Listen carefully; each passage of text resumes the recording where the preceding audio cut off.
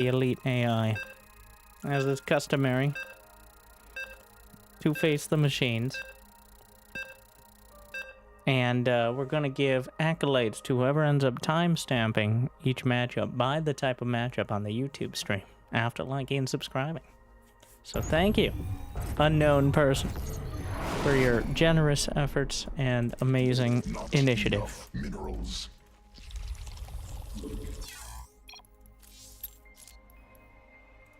Worker status, current order. Always flyer. And disabled simple command card.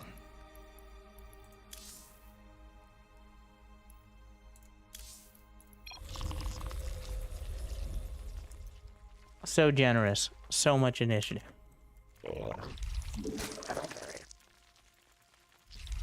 Mineral quantity insufficient.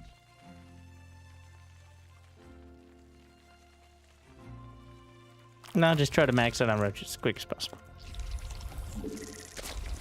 Must spawn more.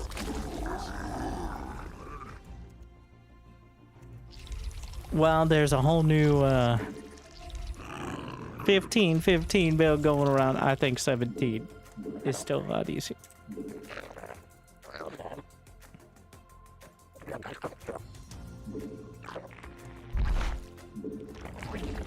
More minerals required. 17. And then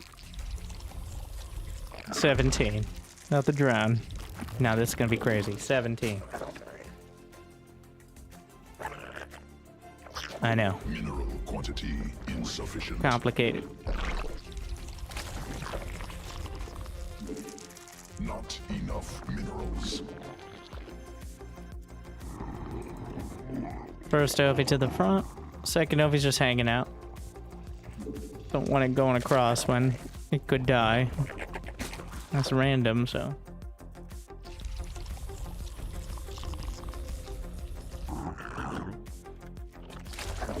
If you don't see another Ovi coming across, by the time yours gets halfway across in CVC, well, that one means they're just bad, but if they're random.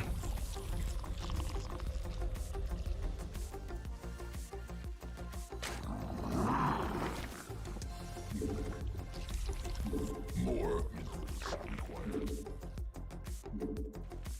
I like 2 sets of lanes. Falling off the gas.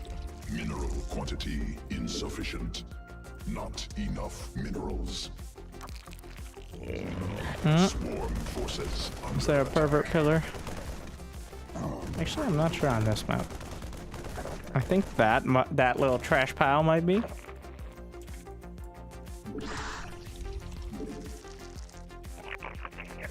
newly birthed queen ready.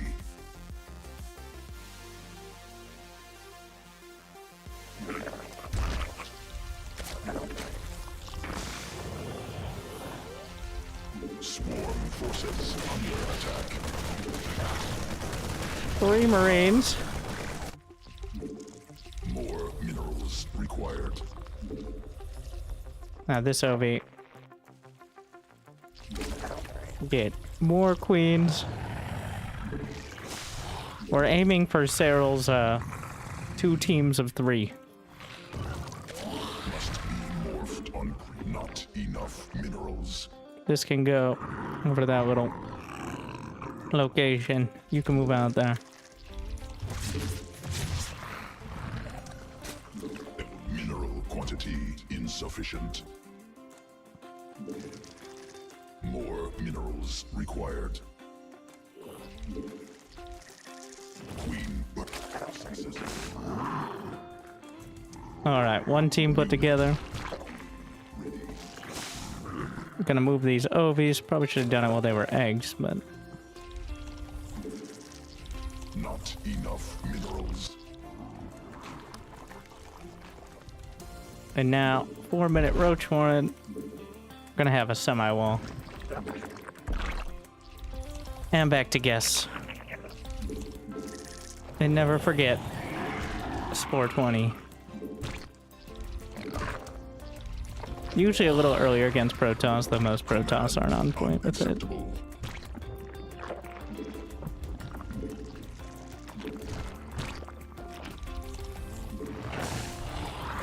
Birth successful.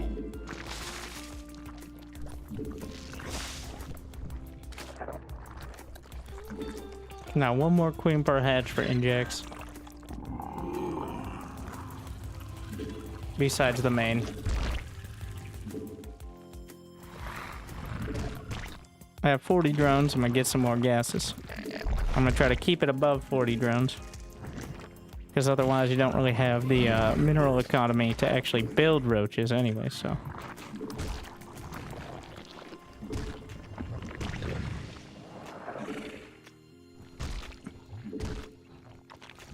Command unacceptable. Queen birth successful. +1.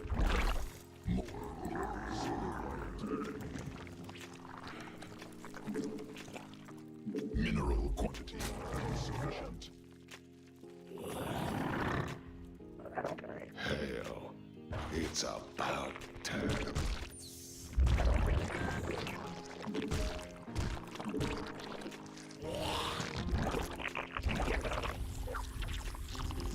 Green gas. The Evo chambers on the hatchery key. Just tab through. And sometimes miss and end up getting overlord speed without realizing it. As is customary. Go up to 66 drones.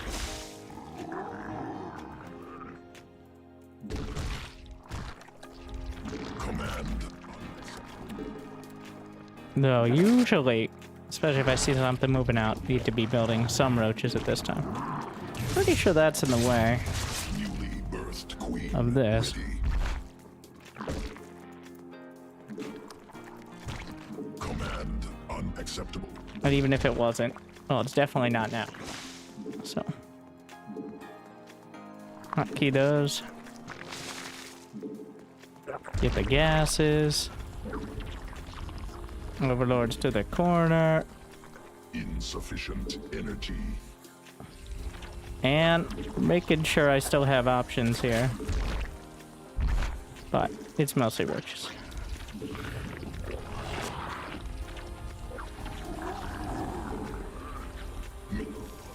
Let's get a macro hatch. Take these rocks down. 90% of the time, destructible rocks work against the Zerg. Anything that gets in the way, really. Command unacceptable.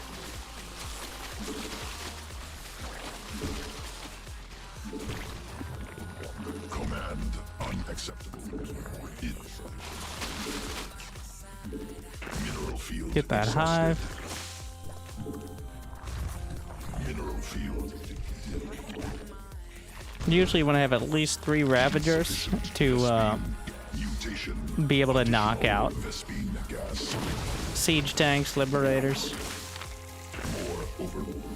Just gonna make a whole wave of overlords, put them in the corner over there. And then realize shift, 1, 2, 3. Right click, shift, 1, 2, 3. Got plenty of drones here.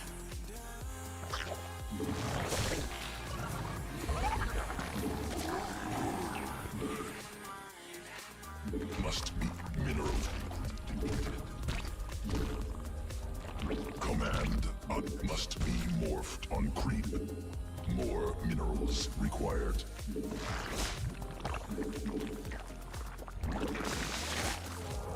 Queue up some inject. That's 2 carapace. Hive is done. So, usually you test the waters when you max out. Somewhat puns intended here, but if there's more than like 2 siege tanks, we're just gonna go back and get some Vipers. Command unacceptable.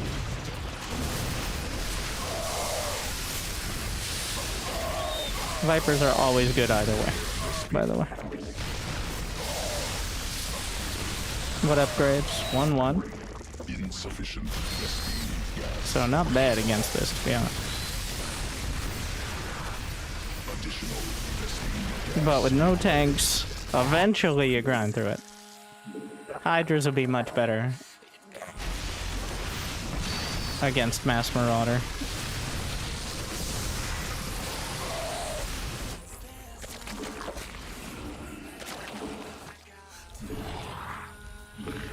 Swarm forces under attack. Queue up the Hydra upgrades. Additional Vespene Shift click them in. Wonder why these overlords are here. Totally intentional. Not an accident. not enough energy. +3. Swarm forces under attack.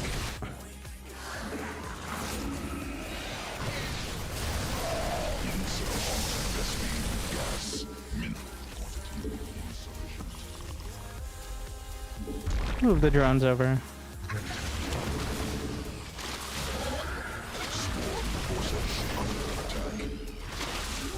Things like 1 second from finished.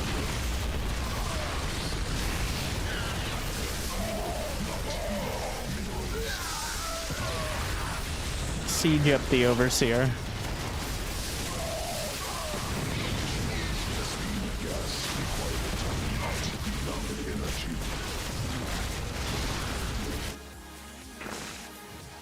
Just continually injecting. Now we can do some fancy base camera as well, if you want.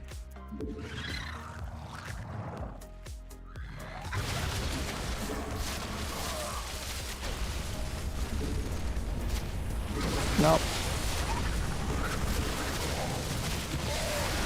It is not tap it out. I think it has that other base. has evolved. Not possible. Supply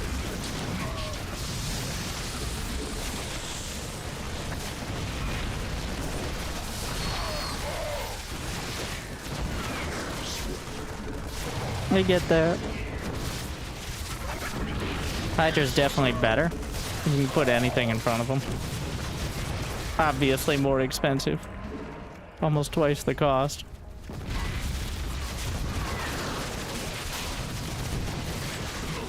I feel like this layout that the AI does influences a lot of Metal League Terrans. Like with the depot setup, like what an efficient setup, by the way. The depot roads, which I've never seen above like platinum, but I've definitely seen in the Silver League. How's the dashing? Oh, gotta get Hive and upgrade that. It isn't. Is the usual. I feel like even some pro players will get it and then forget they got it for like 5 minutes. Definitely not worth the effort. Like once they start using it, they'll keep using it, but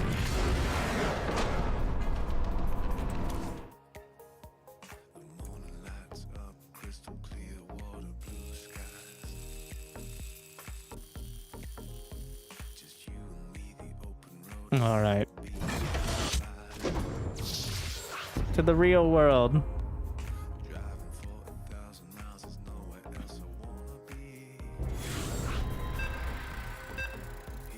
Thank you, Val, for that sub. Thank you for all the 70 people for liking and... Oh, wait. Not yet. Playing random.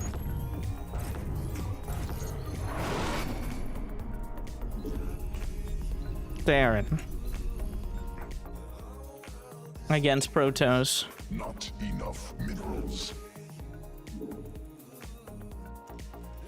SCV ready. We'll butter by a biscuit. Mineral quantity insufficient. Typical semi-Kevin. Ready.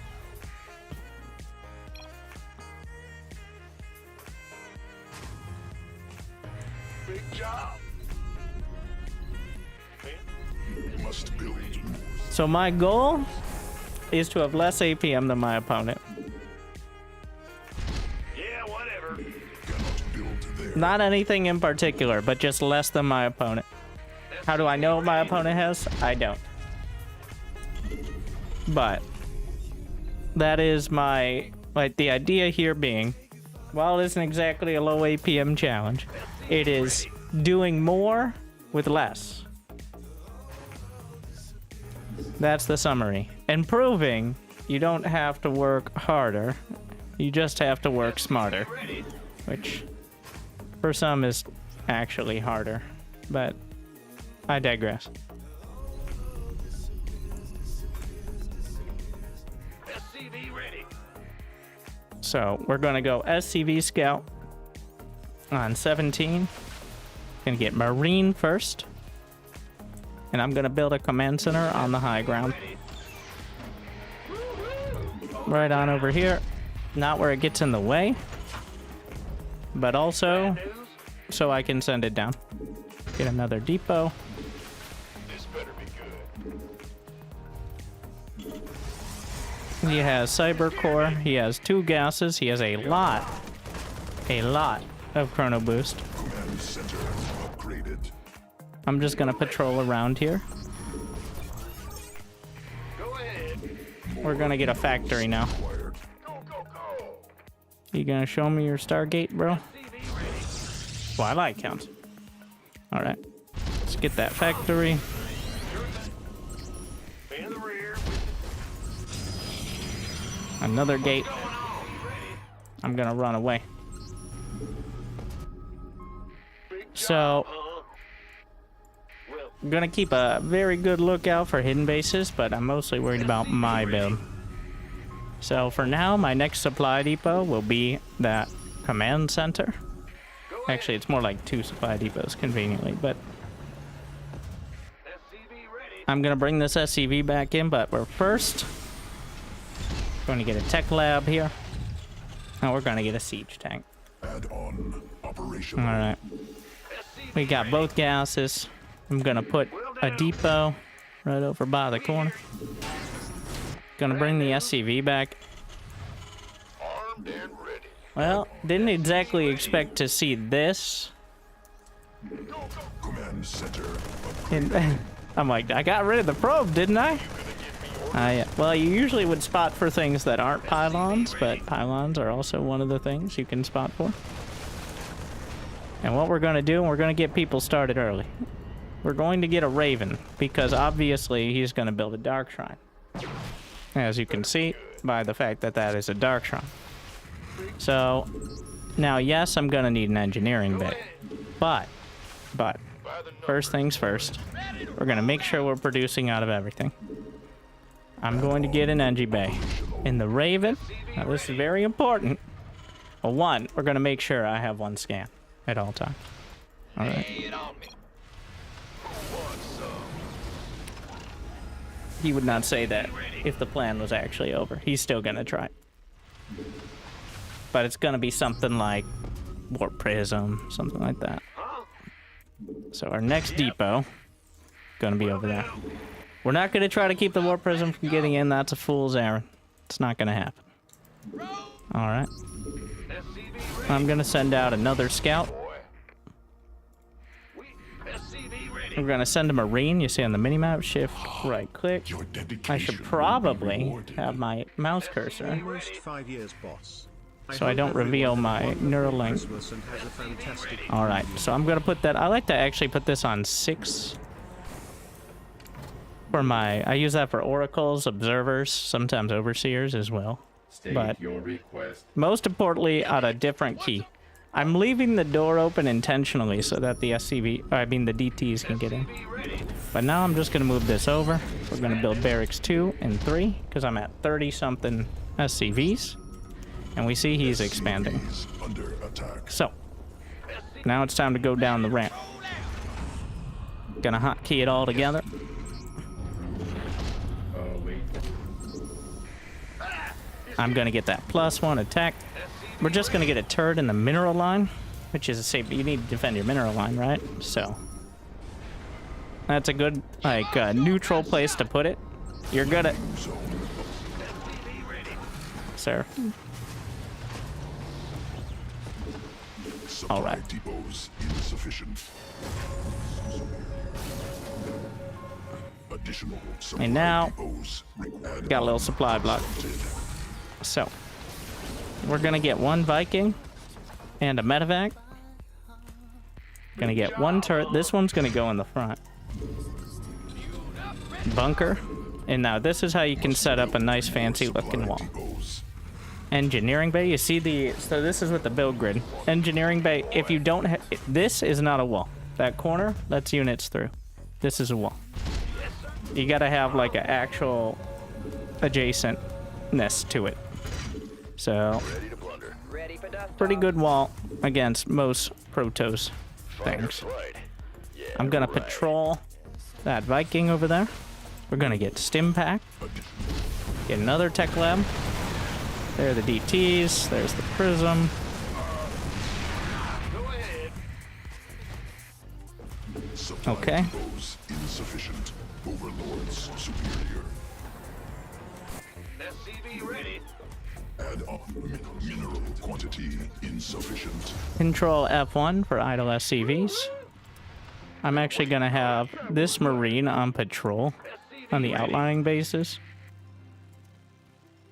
And another Marine is gonna patrol. I have patrol on the Q key to make it easier to hit, because patrol is actually one of the most useful hotkeys in the game. That is probably underutilized. Required. A lot of players will patrol, but it'll be either a very small distance or a very large one. More supply depots.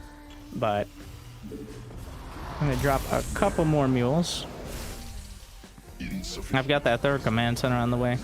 So the count is 5 racks. Mineral 5 cluster racks factory expended. in Starport. We still know that pylon is out there, but that's fine.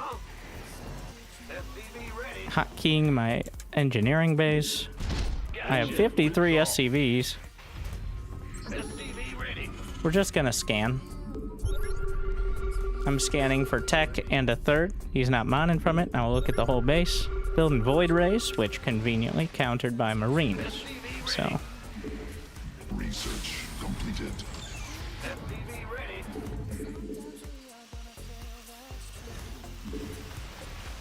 You gonna give me new patrol units return to their patrol? Yes. If they want to fight.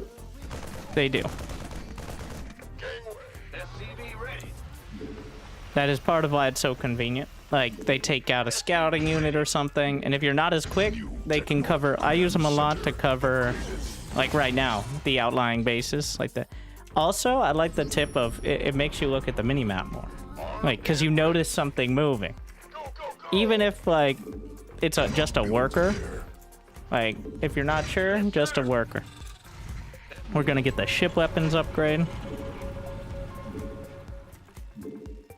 What's going on? Alright, we're gonna do special tactics here. So, Ahead.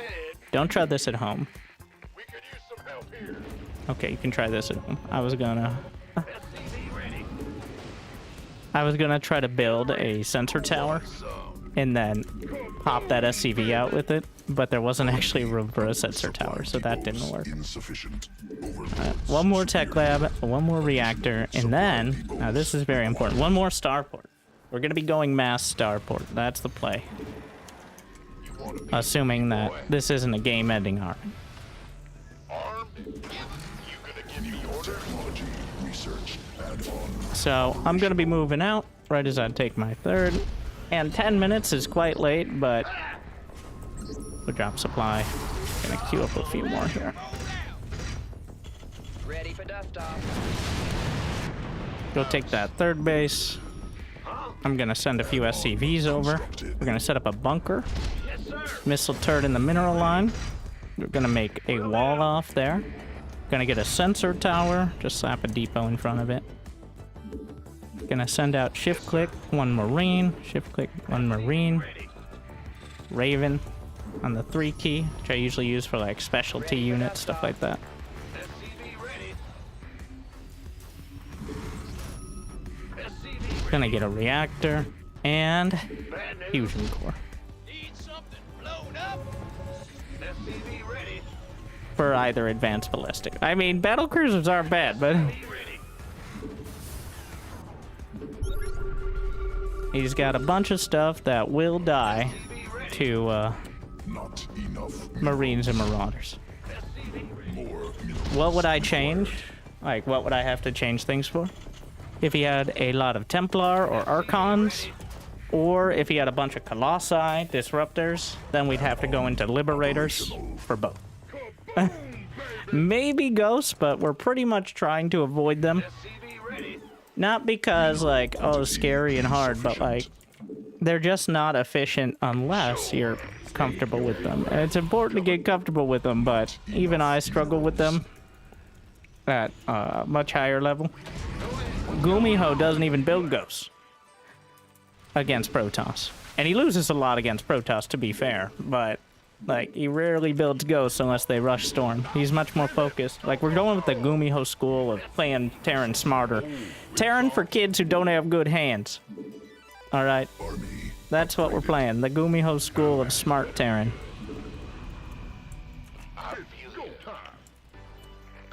So, that is why we're focused on Liberators and Vikings and Starport units, as opposed to, just getting Ghosts. I got 80 SCVs. Can start 3-3. required. Mineral quantity insufficient. Aye, aye, Saul. We could use some help here. Gangway.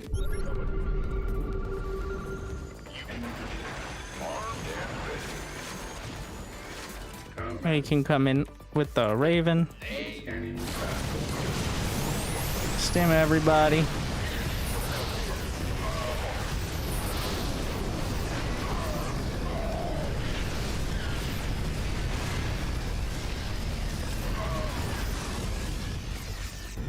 Oh, we'll scan because he might try DTs. Cluster expanded. Make some more Marines, Siege Tank. A bit of a mixed bag of, like,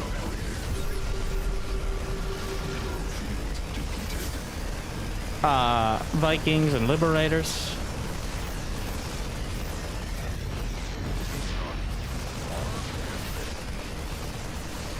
Medevac's working hard. I should have queued up Caduceus Reactor as well. Come here, Siege Tanks and Liberator.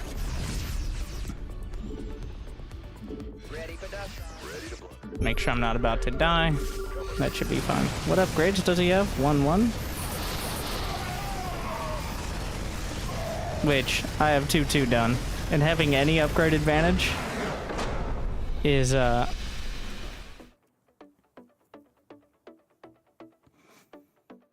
going to be quite effective.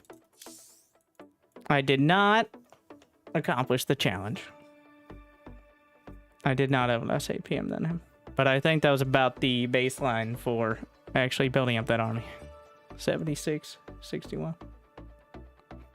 But having, I think, not being afraid to build a Raven, just because they have things that need detection or have air units, missile turrets cut heavily into your economy early. Not even so much the cost, but the amount of SCV time. Also, they're a bitch move. Most importantly. Like, you're saying, I'm desperately trying to defend, instead of building up a better attack. Thank you, Lope Night Toast Malone, for 5 years as well. Glad you still enjoy.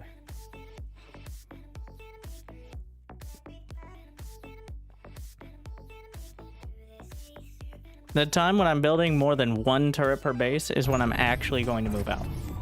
But if you're in your base and you're building several command centers worth of turrets, you're being a bitch. Unless they have a Stargate building Void Rays outside your base, there's no reason to ever do that.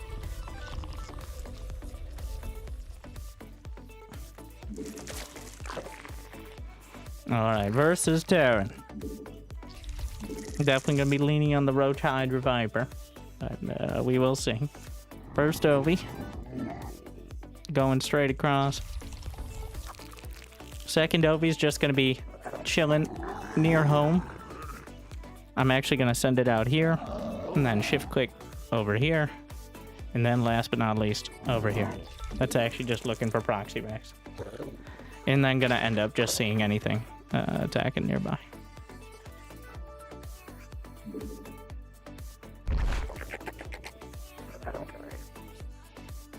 Turrets to counter Muta fast attack. Well, one, that's a completely different matchup than we're talking about. And different situation. And turrets are important, but it's still a bitch move against Mutas. Because you have Marines. And if the turrets delay your barracks production, then eventually the Mutas will probably win. Because you're playing defense the whole time. When you want to move out, that's usually when you have 2 or 3 turrets to defend.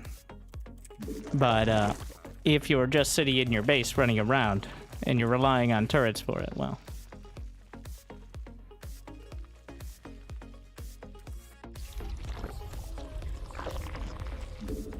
All right. 17, 17, 17. I might not have done exactly that, but do as I say, not as I do. Gonna start rallying down. Gonna make 4lings to start. As well as the queens. Gotta budget a little more for them. Zergling speed. Need more Vespian And I'm gonna gas. pull 2 drones out of gas. Send them down. Gonna get to 28 or so. Pretty much when you have just building drones now. He does not have an expansion. Alright, Ovi saw this. I mean, he could have something out there, but I'm going to build a roach one. Successful. Using camera locations for all the races, but it's most pronounced with Zerg. We're using it for inject. To flip between the bases. So now we're gonna try to narrow it down, like what is going on here. Roach one's on the way. I've got Zergling speed on the way. He's got a bunker. He's got a factory. Marine done. Alright. So, the fact he's building a bunker and he's on one base, we have to check. I'm just shift queuing a patrol on one of those Zerglings, and then shift queuing a patrol on another one. We're gonna make sure. Gonna have another Zergling there and there. More drones. More queens. Insufficient energy. The defense is queens. We're gonna aim for probably 6 or so. 4 minutes back into gas, and then we're gonna consider. And the reason I didn't take a 3rd hatch quite as early is because I needed to make sure he wasn't going to show up at my door with a bunch of Marines or something. But now, gonna get a couple creep tumors on each side. And don't forget Spore 20. You could easily have air units. Birthed queen. A lot of the time, it's battlecruiser. So the answer to battlecruiser is not panicking. 1, 2, like, you can't counter battlecruiser. You can only deflect it to start. Gonna keep building queens out of this hatch. Hotkey them all together. And now that I have 40 drones, we're gonna get more gases. It doesn't have to be battlecruiser. So if I go making like 5, 6 spore crawlers, but if I haven't seen anything at 5 minutes, I'm gonna build another spore. All right. Because cruiser chances Command. rising significantly. Not enough energy. Evolution chamber. Queen birth successful. I think I caught a glimpse of something on the mini-map. I'm sorry. Yep. Well, that's certainly something. I'm gonna move a spore crawler to the edge of the base. And either way, we're gonna get a spire. Not for mutas, for corruptors. As I get roach speed and +1 ranged attack. And we're gonna rally the bases to the 3rd. Must be morphed on creep. Get another spore.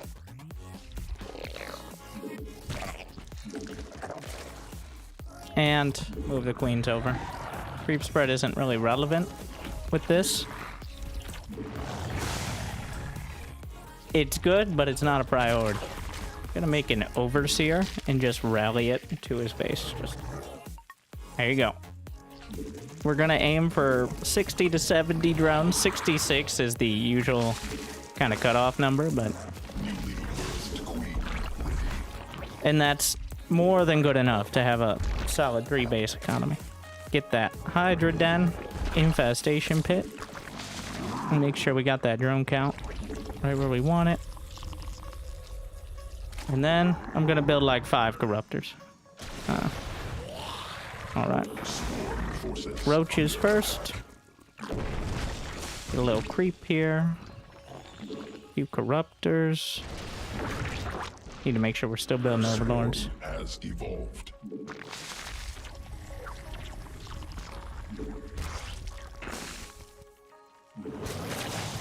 Mostly roaches, though. Overlords. Swarm forces under attack. Command unacceptable. That's a missile turret. Well, we still got all the info, which is he's building a bunch off these bases. Swarm Building more forces roaches. under attack. And we're just gonna try to fight him before he gets anywhere closer here. Sequences spun. Swarm.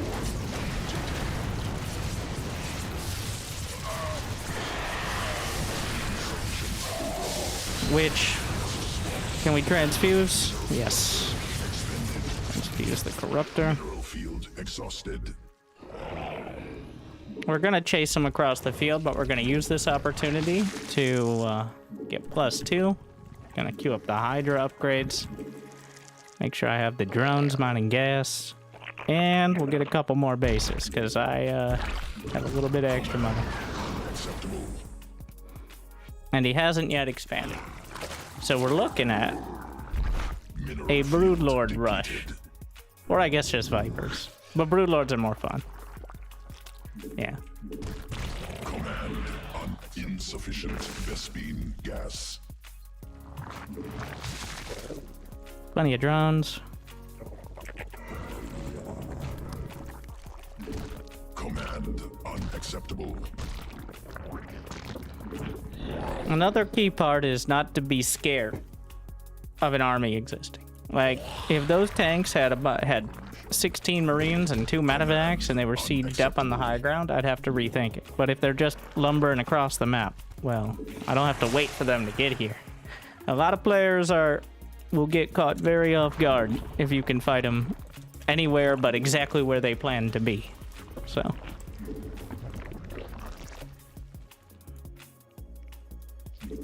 we're gonna aim for 10 broods and 10 corruptors. Gas.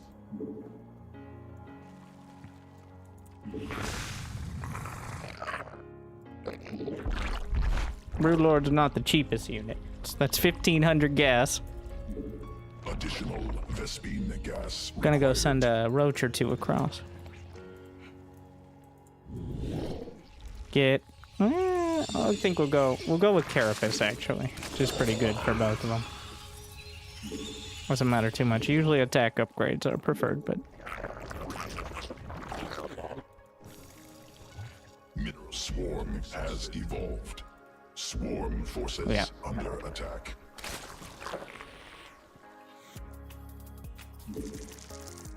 Insufficient Vespine it has 20 gas. corruptors, so now we just need the gas for the broods. I have plenty of minerals, Mutation so I'm just making complete. and rallying more drones from eggs as I build them. It's a very important habit to get into, and that takes a while. And sometimes when things are getting dicey, I do forget. Well, not really forget, it's just Need more Vespine gas. one of the first things to go the other way. And if we got 1,000 minerals and can't build what I want, Birth a successful. couple more hatcheries. Macro hatch. Additional Vespine gas required. 80 drones. Sarah would call this an all-in economy. Mineral I call it depleted. end-game economy. Mineral field exhausted. Insufficient Vespine gas. All that. Just gonna select all army. Bring everything together. Rally across. Just gonna rally a bunch of roaches. So, if he has enough anti-air to deal with this, which is unlikely. Ideally, I would have built a Viper too, but Sequences spun. then gonna have to go back to the drawing board. But it's not like I have to attack in now. I have 5 bases, but we should be able to. And part of the reason you go for Broodlords is Terrans have a tendency to build a lot of turrets, and those turrets make them feel safe. But like I mentioned, it makes me feel like they're just kind of a bitch. So, because turrets do not outrange Broods. That is a very key part. Campaign, it works pretty well.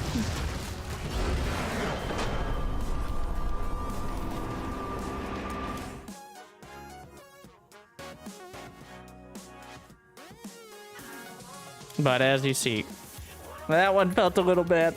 That guy clearly knew. And as Zerg, there's no way we're gonna stay under the APM. I think staying under 100 is already an accomplishment. But, credit to him. GGing as well. I think if he... So he actually didn't attack. I'll give him some, like... Shout out to him. He played Wings of Liberty on casual and hit the ladder. On casual. Okay. But, if he had expanded and done that same attack, which he probably had the economy to do, it would have been pretty scary. Like, if he can back that up, like a siege tank liberator push, that's very dangerous. But he had the right idea, it's just the execution was in progress. So, definitely credit there.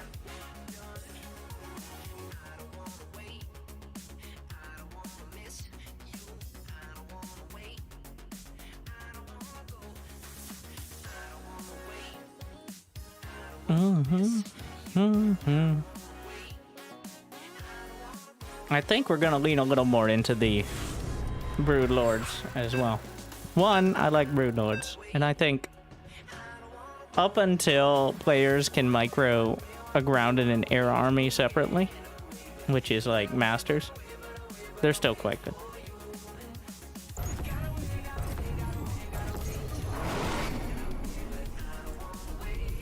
TVT. Everyone's one of the top 3 matchups Terran players love to play. We're going to do a 2-gas build.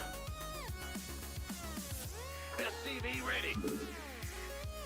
Which is, you got to be very careful not to get too stuck on one base all-inning. But in TVT, there's no real such thing as a one base all-in. So SCV ready.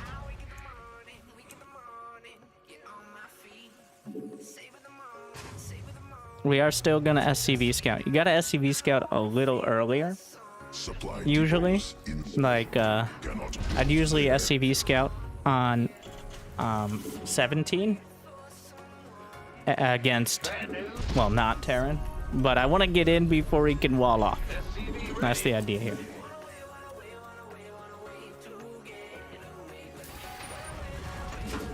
And I need to see if he's going 2-gas. And that will dictate whether I'm making Reapers and Hellions. And this is the one matchup I will make those. Or if I just go for like a tank expand. SCV ready.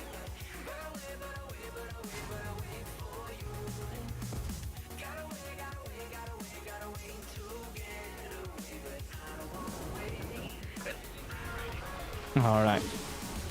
Gonna get in. We see his factory's already started. What's going on? I'm gonna make a Reaper. We're gonna take a look around here. So, I'm going to put my second depot. You don't need to wall off. Remember, all Terran units are ranged. Wall offs may make you feel safe, but again, we gotta make sure we don't get into the Terran habit of assuming that static defense or walls will somehow magically protect you from units that have range. So, what's more important here is making sure Reapers don't sneak in. And I'm not vulnerable to siege tanks. That's the most important thing. So I have a Reaper. He went Marine first. I'm gonna send that Reaper out and just camp out near the expansion. In the rear with the gear. I'm going to get my command center on the high ground, but over here. Go Hide in the ahead. corner a bit. Starport with space. I like it back here, actually. Because we're probably dealing with What's it? A1 base attack. Gonna hotkey that in. I like all the production I wanted. I just press tab to go through it. Add-on operational. And now the goal is build more siege tanks and Vikings than him. And that will continue throughout the entirety of the game to 200 supply. Marines are filled in for flavor, and because usually you have more minerals to spend than you have the gas for everything else. But Must build siege tanks and Vikings. SCV ready. additional supply depots required. Queue up a second tank. Very important not to queue up extra of these units, as they're all very expensive. Supply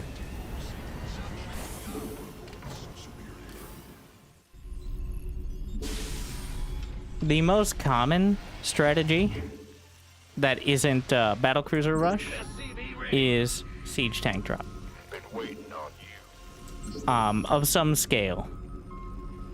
So that is what we're going to expect. Either way, Vikings are good. Raven with interference matrix is actually the ideal, but that requires controlling a Raven with interference matrix. So let's be a little realistic here. I'm gonna send the Reaper around now. See if we can get a glimpse of what's going on in here. Any fusion core? There's a turret. I'm listening. There's some Vikings. Looks like he's a siege tank Viking enthusiast. I gotta appreciate that. Ready to plunder. Smart dude. But now we're gonna go to the low ground, gonna grab a few SCVs, SCV ready. and start building gas, because that's what we're gonna need. need more Vespine gas. Insufficient. I'm sending the Vespine Marines out on gas. totally not one-way scouting missions, so that way I have advance warning. I'm gonna put one tank over there. This is a really nice spot by this little... A lot of players won't even notice there are siege tanks there. I saw Gumiho do this once, which means it's smart. Vespine gas required. But like, in that corner, it covers pretty much the entire front. SCV ready to plunder. And then I'm gonna leave the rest unsieged for now. Must build First priority is supply Vikings even more than tanks, once you have a few of them. Go, go, go. Because just one more Viking, which I'm gonna put on the 3 key. What's our target? Been waiting on you. What a supply block. Bad news? Yeah. Must build more supply depots. Make sure we're money at all. I'm gonna get an engineering bay. Let's go. We're just gonna use the barracks as a scout here. Supply depots insufficient. We're gonna get a second factory, Superior. Ready to plunder. but it's all about the siege tanks. And if I get... So, the win condition is getting air control and then using liberators to break out, potentially. You don't need to do that, and that's a bit more advanced. Overtime. Yeah, this I'm sorry, I almost said Overlord. Barracks Lord will cover the more obvious locations. My turn for a counter scan. He's also expanded. All right. Mineral. Ready to plunder.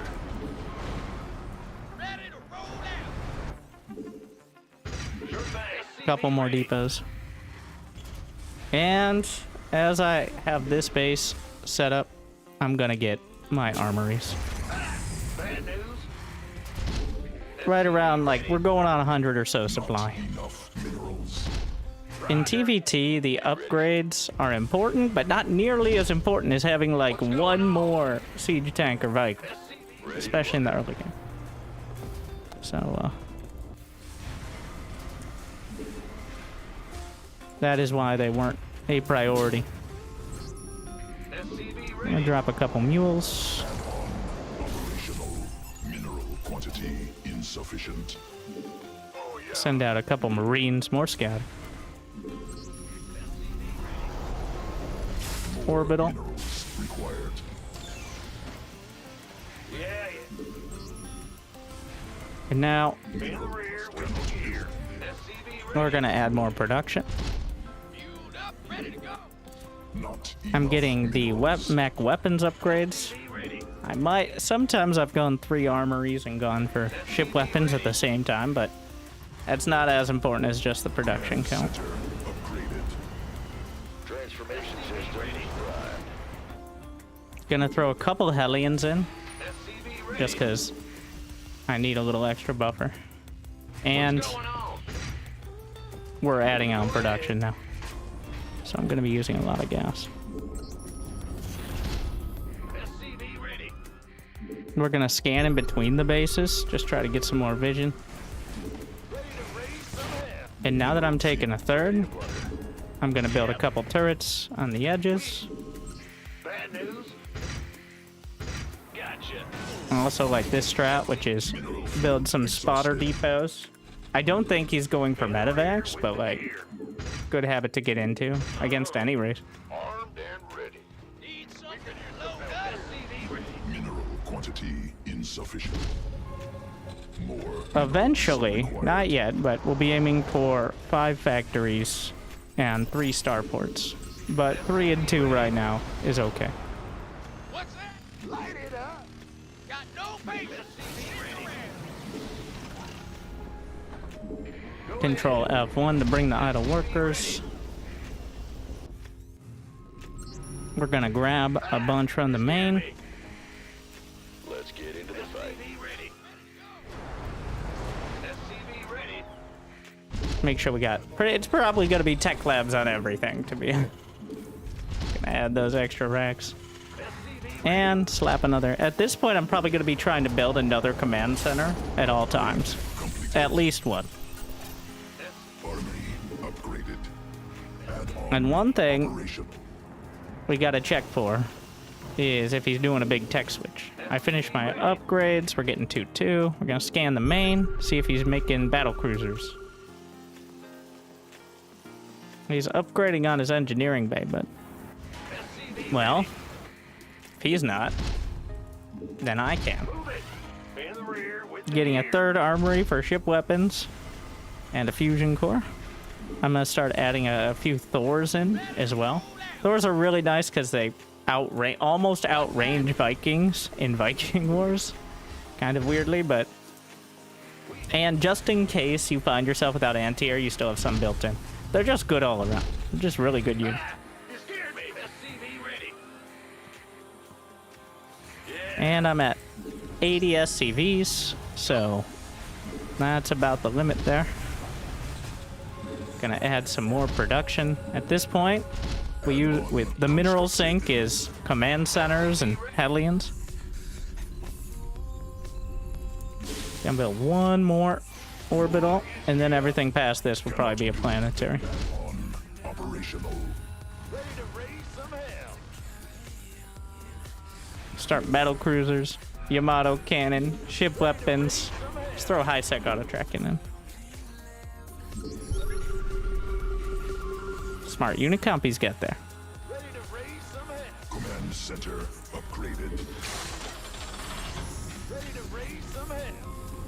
Mineral cluster. The battle cruisers, so liberators are the most efficient way to use air control to win the ground war. But battle cruisers are way more fun and way easier. So, liberators are finicky creatures, especially against Terran. Add on constructed. Don't give up. Let's get fight.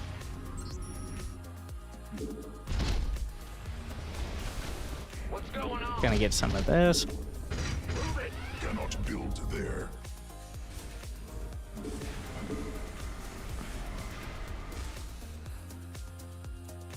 Upgrade. Research. We have most of the tanks unsieged because I should know that he's here before he shows up, and if I don't, that's a scouting failure that needs to be fixed. So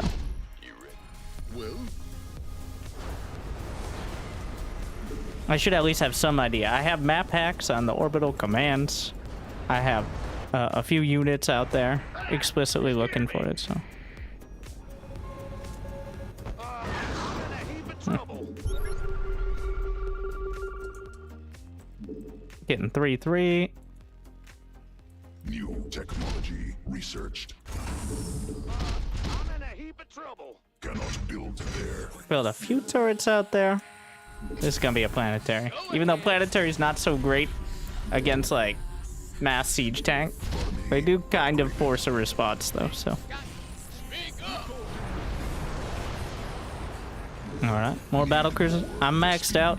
I got another base. So before I move out, do I have the production? I've got more than a row of production here. Split between factories and starports. Vikings on the ground. Gonna make sure I have enough in the gases. I'm actually gonna move the Give us your best shot. army over there. He's probably about to land his Hellions on it. Mineral field. Or I mean his Vikings. I need to make sure his army's sitting at home. It is. So, Possible. Supply limited. ship weapons. So I could attack directly into that, but this side is probably way more vulnerable. Does he have this base? He does not. I now have enough orbitals to pretty much scan at all times. There are no siege tanks there, but he has a planetary. Because remember, he just sieged up his tanks. He didn't have them unsieged so he could respond quickly.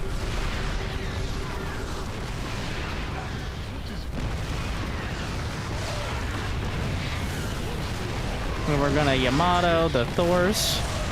I have it on the C key. Ooh, that's a lot of Thors.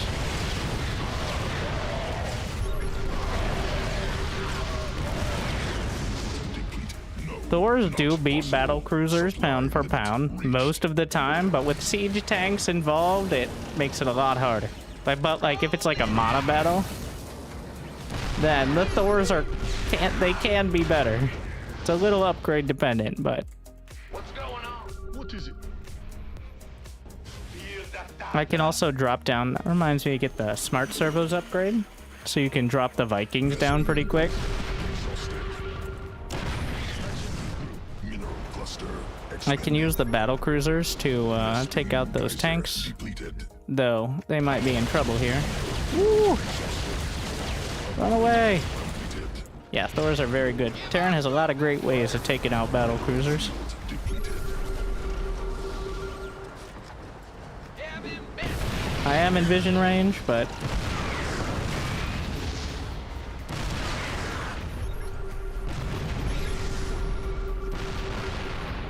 Big job. you can keep making command centers. Build there. I'm actually gonna send those battle cruisers out the other way now, because this is kind of a stalemate. If I try to go too far forward, I'm gonna have a bad time. And in fact, he's making just a bunch of Thors, because obviously I made a bunch of battle cruisers. So I'm gonna get a few more factories so I can rebuild siege tanks and Thors myself. Still have the Vikings here.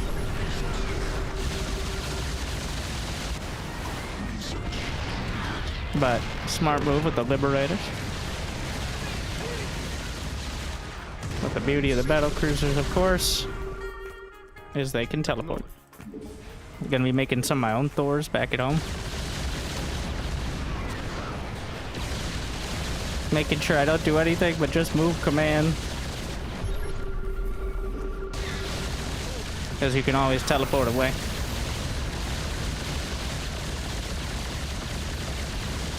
The main weakness of Thors is they don't have tactical jump.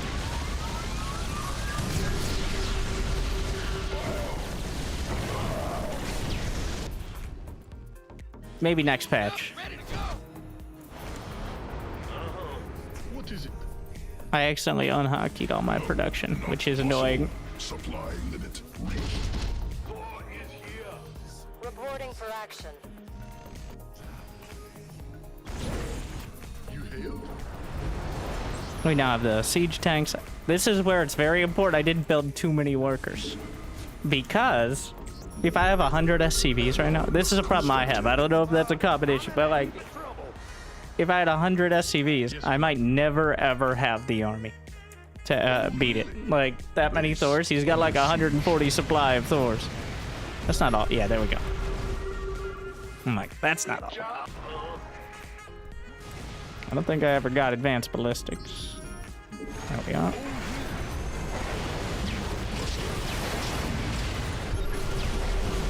We can line up a couple Yamatos.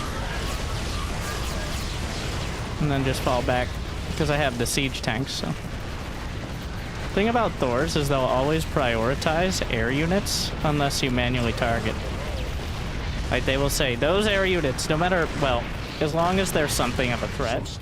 So that's one of their main weaknesses, is if you have, like, the siege tanks. Even if the siege tank is right beneath their feet, and there's a battlecruiser over yonder, they will target the battlecruiser. That was an addition added because players didn't like mutas being in existence, pretty much. Some years ago. And that is why you never, ever see mutas. Is there no healer? My healers are right there. Yes, Commander. Then they can be pulled off the line at any time. Geyser depleted. What is it?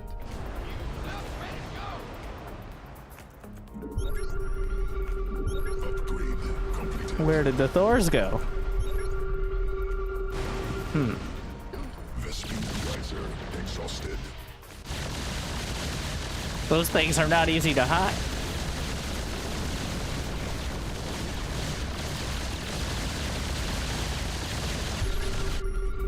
Oh, he's gonna base trade. Mineral field depleted. We can bring everyone together. I could outright base trade, but I don't think that's necessary. Make sure our siege tanks don't get stuck.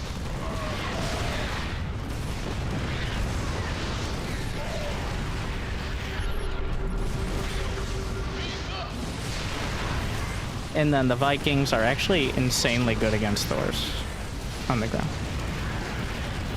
Because Vikings on the ground have a bonus to mechanical units. Because Terrans didn't like that they couldn't beat the Colossi and then land their Vikings and beat the Stalkers. So now Vikings beat Stalkers 1v1. And to the Terran mech army also is quite vulnerable to Vikings landing. Let's get into the fight. What is mineral field exhausted?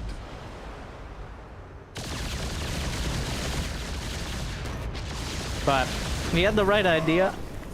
I think that, well, at some point you need to force the issue. If they have battle cruisers and you don't, at some point you just gotta attack.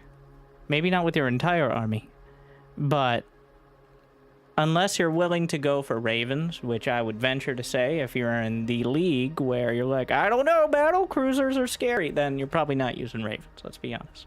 So, building a bunch of turrets and then just moving across and trying to kill the outlying bases.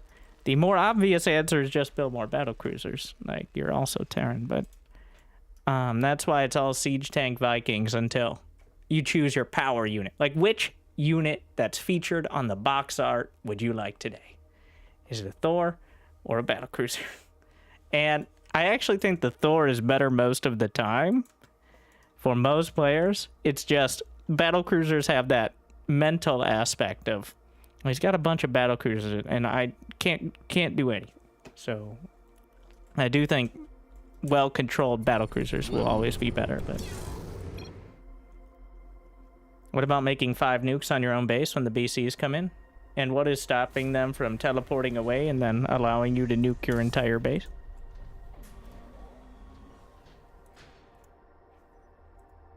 Or, you know, just floating away. When they teleport in, the teleport in takes 1 second. The nuclear missile takes more than 1 second. That is the main issue. It's like we accomplished the goal. And also, how do you know they're going to teleport into your base? At what point did I teleport into his base? That is the danger of the battlecruiser.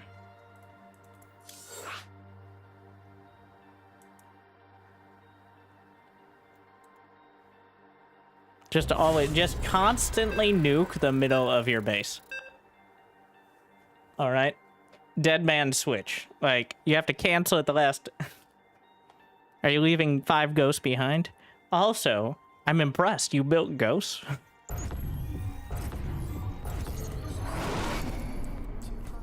That's quite an advanced move.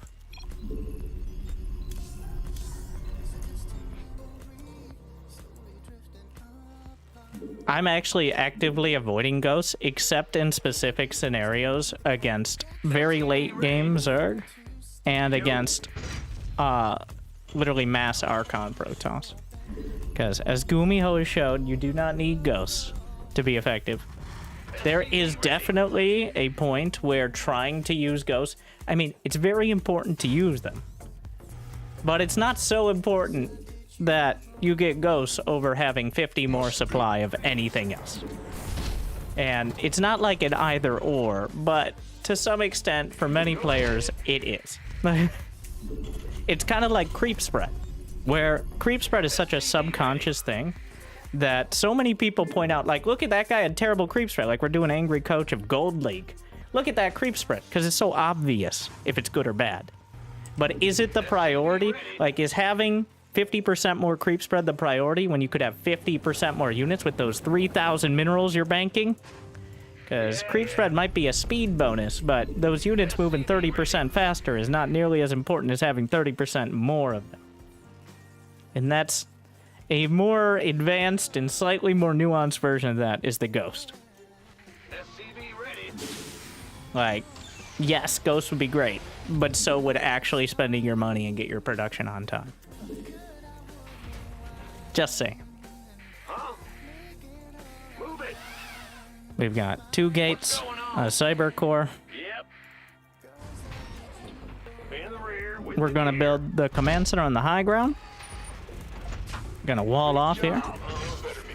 But he's got 2 gateways, so I'm gonna do a bit of a fancy move, which is the bunker ramp. So, if you leave the space there, you can put a bunker right down the center of the ramp, which I like to do against any time I think there's going to be some sort of ground-based attack. Easy to repair, your production isn't vulnerable, and it covers as much as possible. Like, he has 2 stalkers, the 2 gates, bunker ramp. I should be able to get away with building the reactor either way. I'm gonna get a second cast now.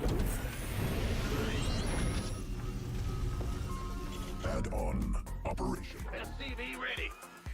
Now, if he only had 1 gate and 2 gas, I wouldn't do the bunker ramp, because that could be a star gate, that could be like just Russian DTs or something. Like, it's not just a bunch of units that want to walk up my ramp. And that might not be the goal here, but it's much more likely when he already has 2 stalkers, so.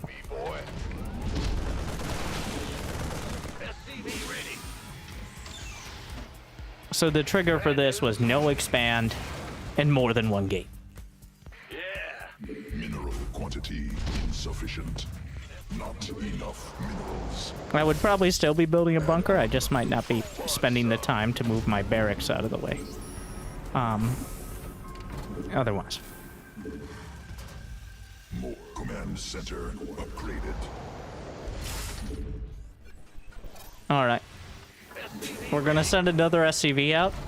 Even if the stalkers are still at the bottom of the ramp, that tells us the stalkers are still there. So it's not a lot of info, but it's something. This mule is, okay, fine. We're gonna have one SCV on auto repair, which is Alt-R. Or you could just right-click for auto casting, but you don't always want to be right-clicking on the command card. So, and it'll automatically toggle it on for SCVs that don't have it on. And only if all SCVs already have auto casting will it toggle it on. So that's the convenience of that. Alright, so he's expanded. We can move the siege tank. Gonna move this on down. Siege tank. And we're gonna get barracks 2 and barracks 3.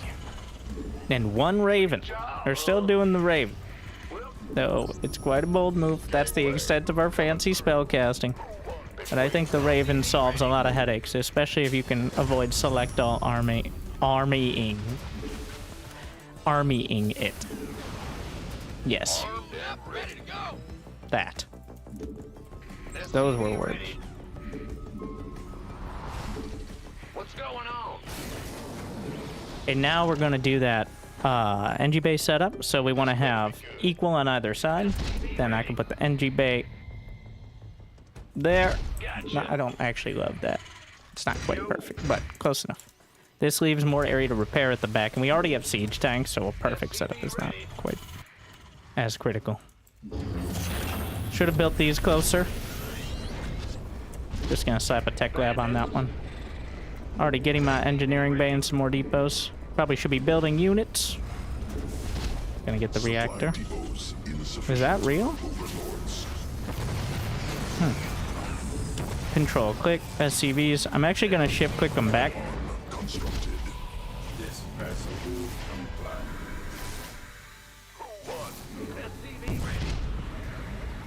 So that way they come back.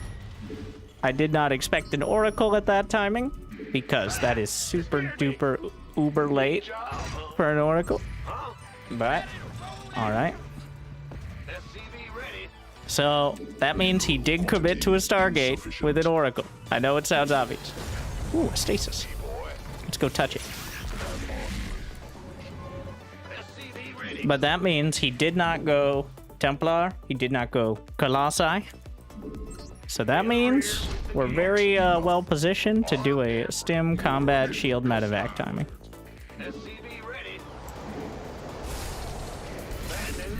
Quantity insufficient. I'm sending SCV to scout for third base. In fact, I'm just going to patrol between the third base locations. Oh, look, another one.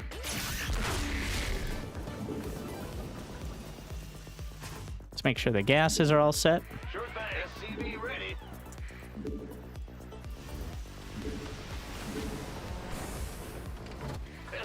Gonna scan the main. We've got Twilight Council, Gateway, that's a Forge, and Void Race. The favorite fan of it shoots up, it shoots down, what's not to love?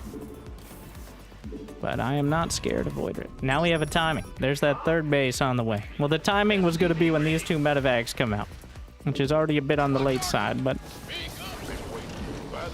I'm sending 1 Marine out on what will be the attack path. So that way, if he got frisky with the stasis yet again. Interesting scouting pattern. I'm sure totally intentional and didn't accidentally miss rally. Research completed. I'm gonna get barracks 4 and 5. And I'm actually gonna select all army, shift click off the Raven, select all army, control 3 on the Raven. And now, +1, combat, shield, and stim all coming together. Yeah, we'll keep the units in the bunker. Gonna make sure I'm still producing. Whoa. So the Raven, well, we saw it. It appears my push will be slightly delayed. And drop some supply. Gonna get a armory. More supply depots. As well as another engineering bay. Gonna hotkey those in on the command center key. Some medevacs. I actually like 3 tech labs and 2 reactors most of the time, because Marauders are really good, but usually people aren't making Void Rays, so it's a bit of an odd spot. Go get 'em, Billy. Add-on constructed. I'll make sure we're building that orbital. I will just stim again. I don't know where the army is, which is a little suspicious. I'll siege up the tanks here. So the army's probably behind me. Yeah.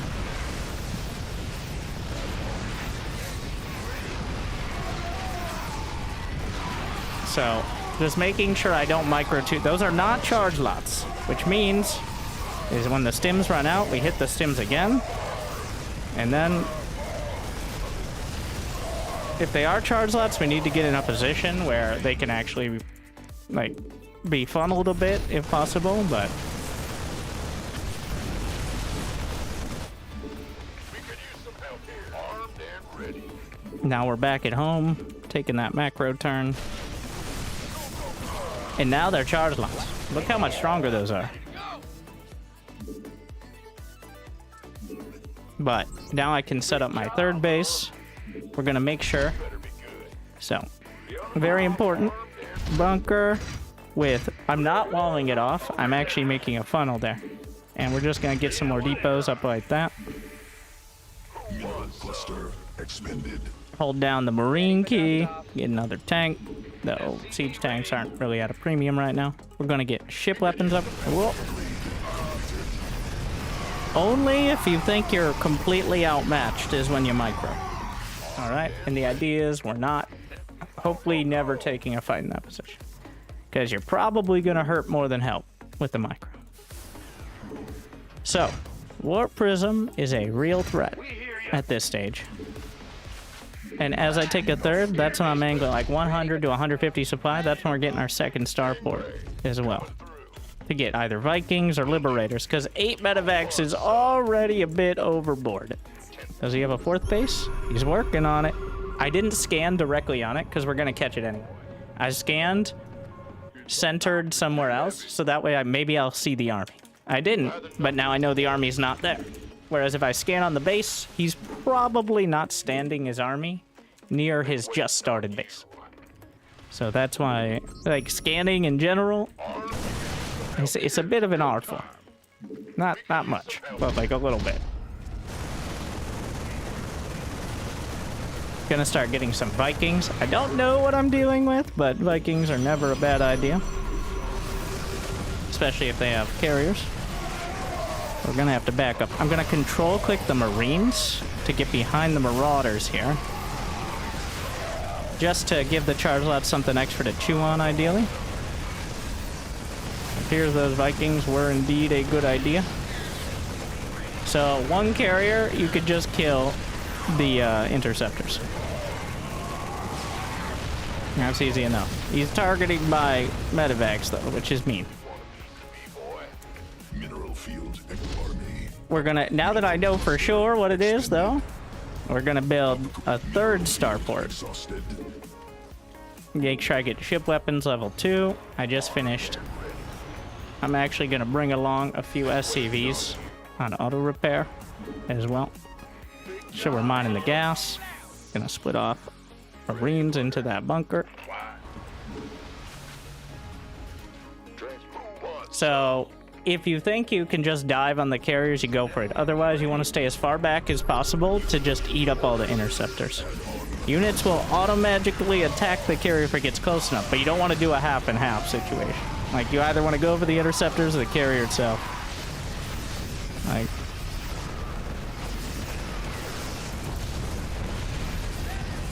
Supply depots insufficient.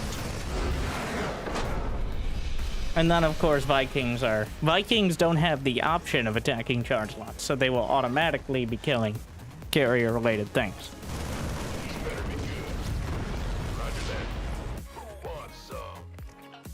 But eventually, so if he has Archons and carriers, the answer is still Marines, Marauders, and Vikings. You're like, but he has Storm. You didn't say that.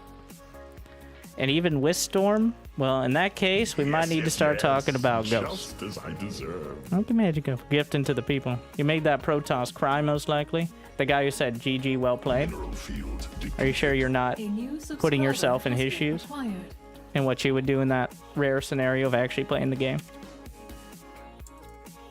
In fact, he was using Stasis Ward, so I think any Protoss at any level using Stasis Ward is one interested in, well, one, a little experienced, and two, actually playing some games.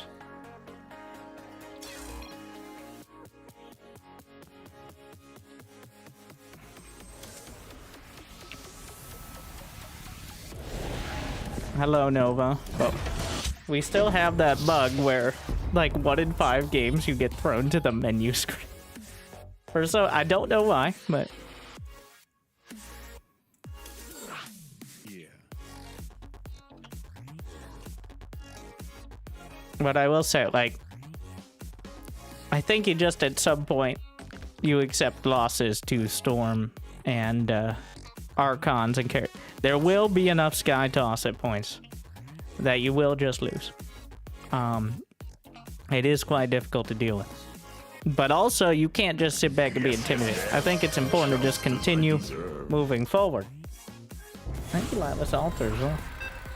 And trying to find those attack timings. You ever see Clem really just sitting back and turtling up? Not that that's exactly the perfect comparison, but I guess we're just not playing Protoss. We're gonna play Terran, all right? That's what we're doing. We're playing lots, just Terran, only.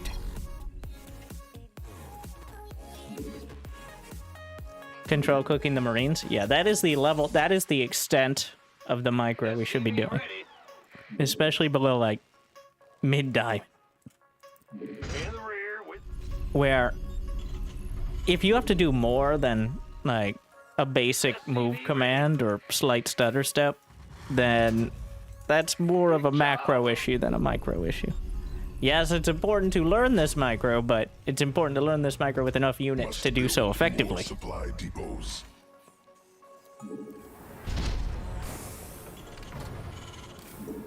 Remember, we're scouting a bit earlier against Taran. SCV ready.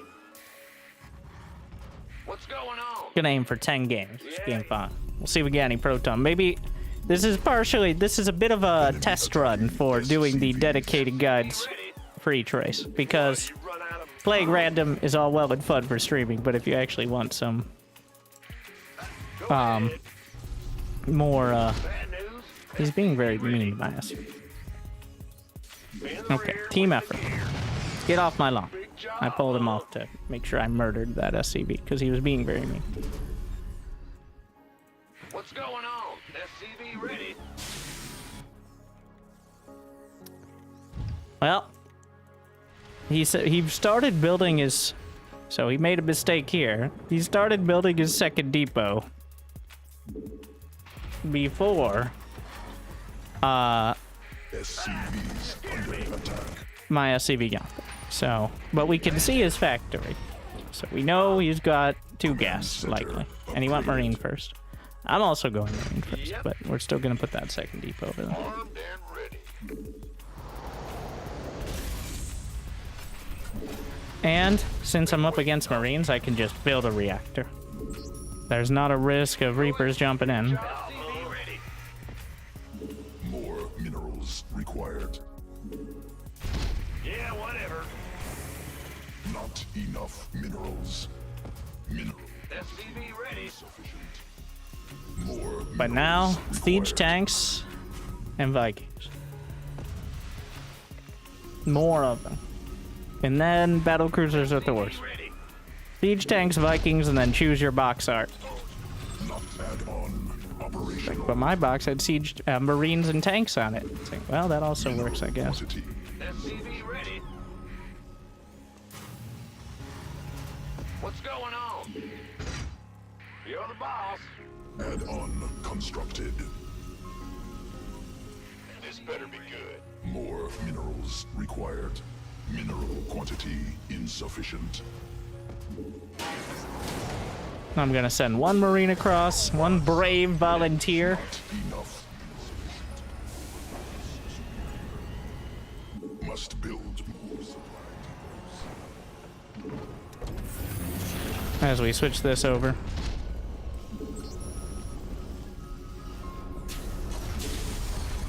SCV ready. More minerals Get back to work. required. Fueled up, ready to go. Not enough minerals. Maybe he's expanded, maybe not. Maybe he's sending a medevac across. But either way, Need some. I'm not going to siege my tanks because I don't want to be caught out of position. There's almost certainly a siege tank in that. Ready. Ready to play. Well, I guess it could be a cyclone or something, but By the numbers. either way, Ready to plunder. I have Vikings instead of a medevac, which is a better fighting set of units. Yep, there we are.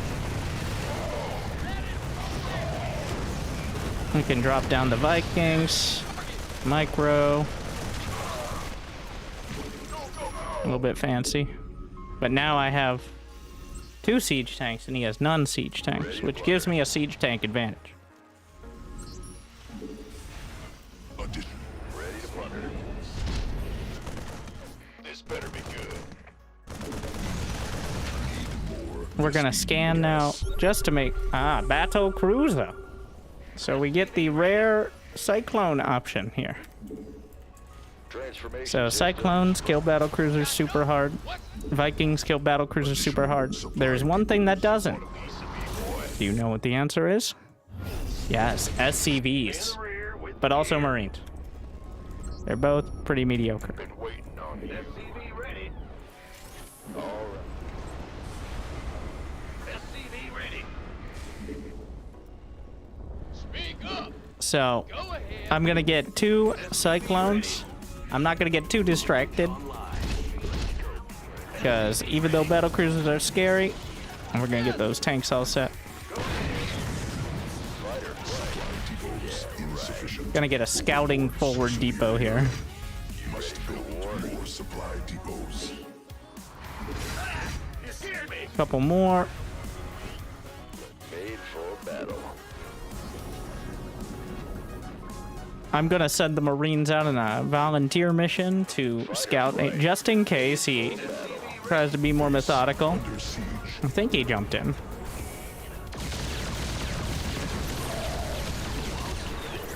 You can lock on with both, but only if you do it manually with the tanks. Transformation system. I can maybe bring the Vikings in here. Let's make sure. Let's get into the fight. I think I just win the fight. Come back here. SCV ready. Gonna get a 3rd command center. Agreed. SCV ready. Ready to All right. Well, I'm actually just gonna go send the Vikings across the map. I have enough at home to defend. You ready for me? We're gonna get factories 2 and 3. Let's see what we're dealing with. He just finished his command center, which I actually might be able to kill with the Vikings on the ground because Made for battle. they're actually really good. So Terran buildings are mechanical. Fun fact. What's he gonna do? Lift?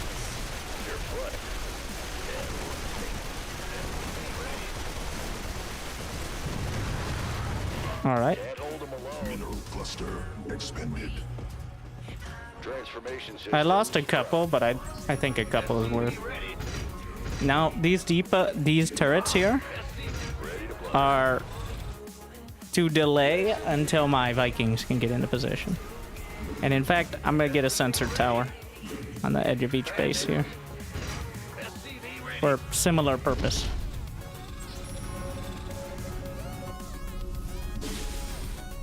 There may very well be a hidden base.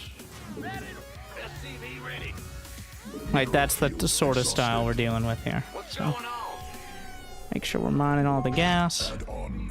Operational. Mineral cluster building more tanks, expended. Mineral quantity more insufficient. Vikings. And we've reached 100 supply, which means it's probably about time for the armories. Command center upgraded. More minerals. Once I have the resources here. Mineral field depleted. Cannot build there.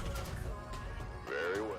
You gonna give me I like to use select all army to control click the Vikings out, especially if they're kind of like all over the place. So he's got that base, which I probably could attack with siege tanks, but we're so far along now in production that instead I'm just going to focus on ramping mine up.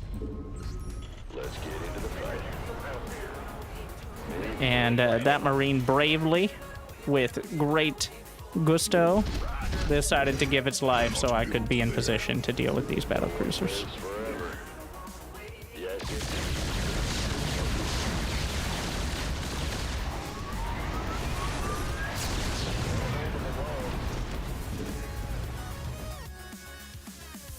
How thoughtful. So now we see, is he still going battle cruiser? Yes. Very likely. Well, he's not produced. There's only one building produced, and it's the battle cruiser den.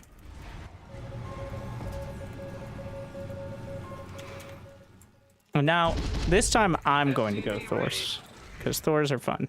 SCV ready. Even though I could also, like, just because he went battle cruisers doesn't mean I can't also go battle cruisers. All right? Like, this is not a pick man phase. Add-on constructed. But, just for demonstration's sake. So many times, it's like, well, he went battle cruisers, so I need to find the counter. The counter is oftentimes more battle cruiser. Go ahead. Add-on operational. Yes, sir. Big job. In fact, most of TVT at a higher level revolves around air control. So, like, one player will have the Viking lead early and then go into bio or something, and then eventually it'll get overtaken. And then maybe a bit of back and forth, but that's actually a staple of this matchup. More Thors. Mineral field exhausted. Cannot build there. Yo. Yeah. What's going on? I am still gonna get the fusion. Cannot build Just, there. you know, good to have. Mineral quantity insufficient. He's got that base on the way. We're just angling for 200 supply now. 80 SCVs, that's the number.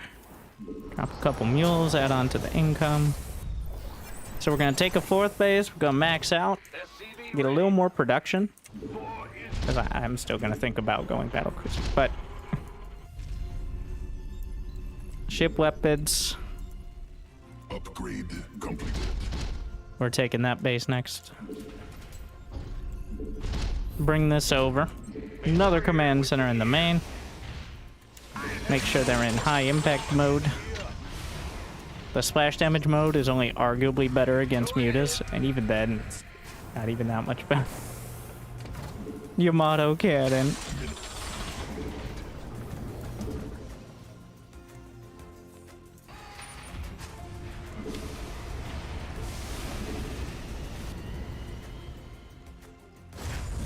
Yes, sir. Don't mind this gas. Ship clicking off. Planetary. Turrets. Sensor tower. Command center. More minerals required. Make some hell bat. Something load up. Fight or flight. Yeah, right. We're gonna throw a few repair No patience. healers, as I've heard them called. And then we're gonna find the army. That's a lot of it. Hidden base over there. Well, not that hidden, but Add-on constructed. Mineral we're gonna keep tabs on it. Very well. What's our I think I inspired him to realize he can move out. going?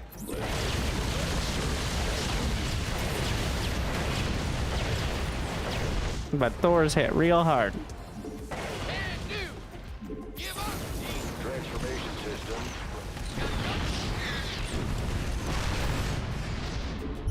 keep tabs on things.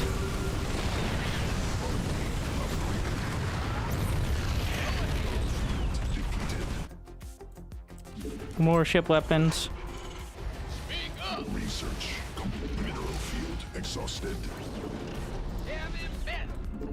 2 siege tanks is not enough to scare me. Like 4 siege tanks, maybe.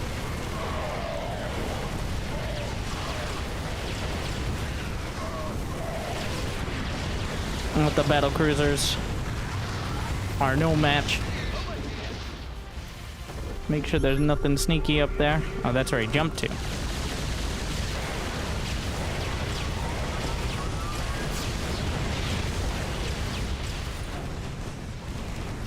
3 siege tanks. Depends on the up.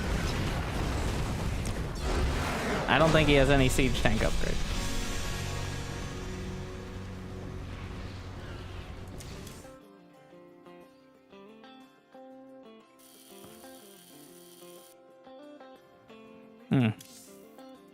Silver Lake. He was platinum. It seems about right, but provisional. We provisioned our way into the Metal Leagues.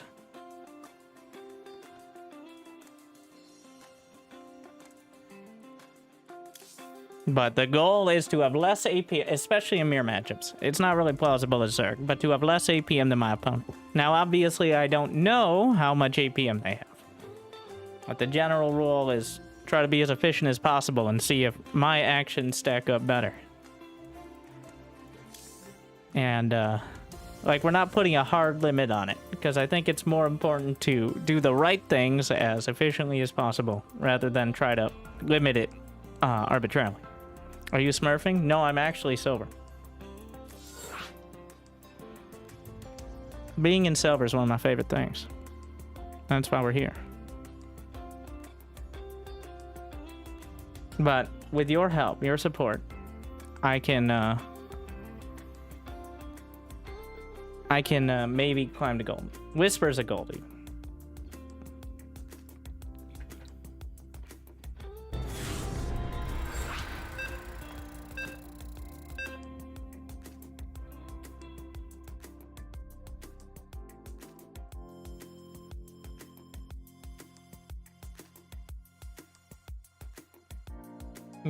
I'm trying not to. I'm playing random. I just haven't. Oh, look. It's there.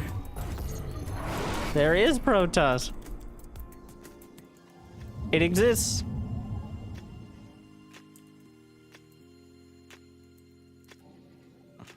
We're up against Terran. Okay. Refocus. First pylon. I'm not going to be Reaper walling. We're going to build a gateway to block the Reaper from getting past easily, though. Not that we're focused too much on it, but just setting up the pylon efficiency and necessary infrastructure saved. That's the pen is method is the one that I'd like to utilize. In order to maximize it. So the key part, your pylons can always go in the same spot. In fact, they have to. Because so much of Protoss literally revolves around pylons. And so many players just slap them down. Either a bunch of them, wherever. Like, the amount of Metal League players that seem to play 300 games and could not tell you where they're going to put your... Like, if I told you you're playing Protoss versus Terran, and pick a map, whatever map you're most comfortable with.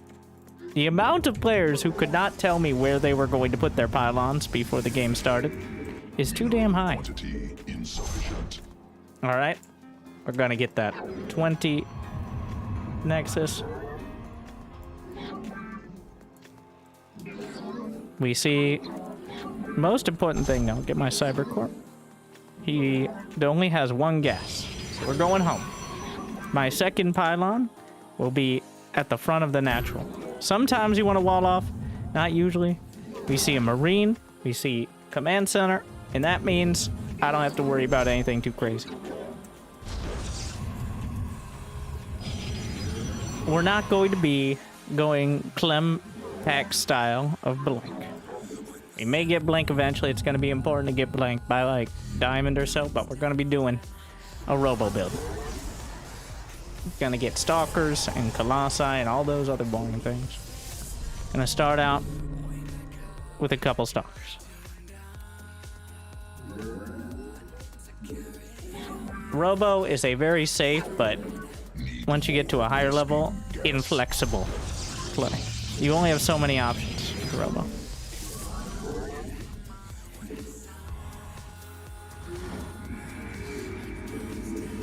So, he did go for a Reaper. I'm going to right-click on that SCV with the Stalker. I didn't think he'd build a Reaper. But here we are. Please stop.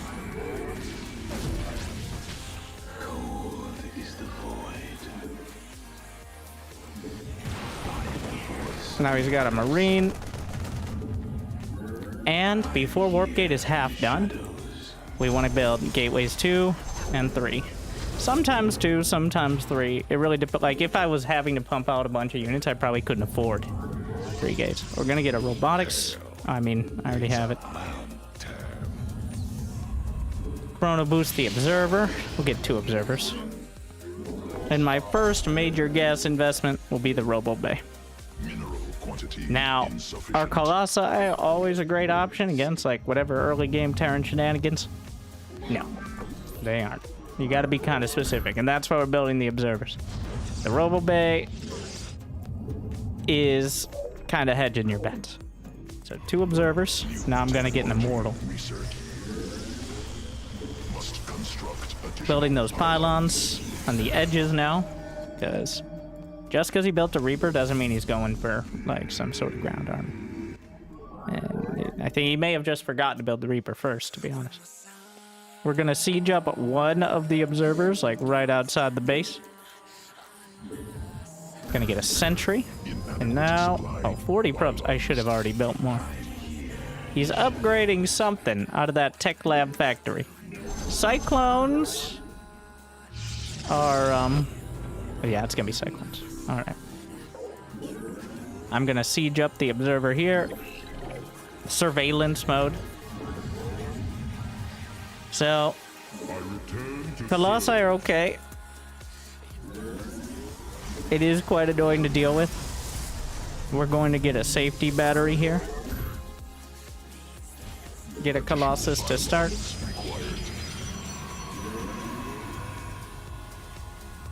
And construct additional pylons, just filling in the base. Alright, since I'm so supply block, we're just gonna get 2 batteries. We're gonna energy recharge. And I'm just gonna pretend I have a Colossus, and that might scare him with the hallucination off the energy recharge.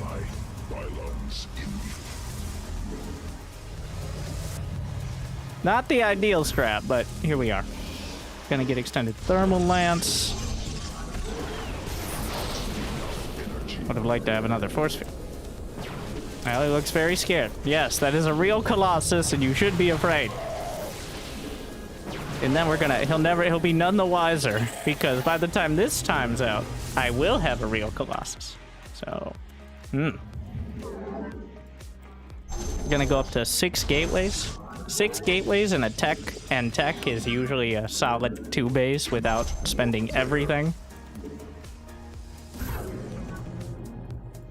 I probably could have held with just the ground army and warpins. In fact, if he had fought me, it probably would have been better for me, but we're gonna recharge that sentry again.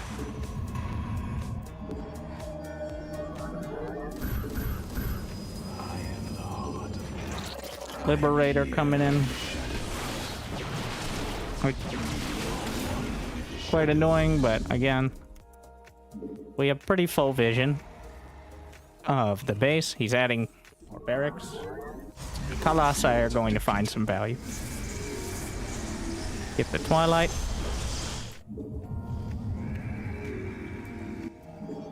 I'm gonna look for about 8 to 12 stalkers. Like, it's not a hard number. You don't want your entire army to be stalkers, but enough to easily take down like Vikings or Medivacs or whatever. Now, Some Spylons. I'm taking a third. This is the same thing for every race. Zerg, Protoss, and Terran. Taking a third, get the vision out there. You're like, well, Zerg takes it so early. Well, good thing they have Overlords then. Gonna get a second forge. That's the last round of Stalkers for now. It's about one line of Stalkers. Get charge. Yeah, I have so many. We're gonna start with me. And I'm gonna get the Templar Archives. And the number is 3. 3 Colossi. Too many Colossi, and now you're relying on them. 3 Colossi is enough to kill pretty much any bio army if you have any support. Without making you too vulnerable to someone who knows what a Viking is. That's the key part. 72 probes. Alright, we definitely should be going up to 10 gates now. Which is full 3-base production. I'd be like, isn't it 8? Well, good question. Someone who actually knows. No, for you, it's 10. For me, it's 10. For max packs, okay, maybe it's 8. Insufficient. And we're not going Storm, we're making Arc.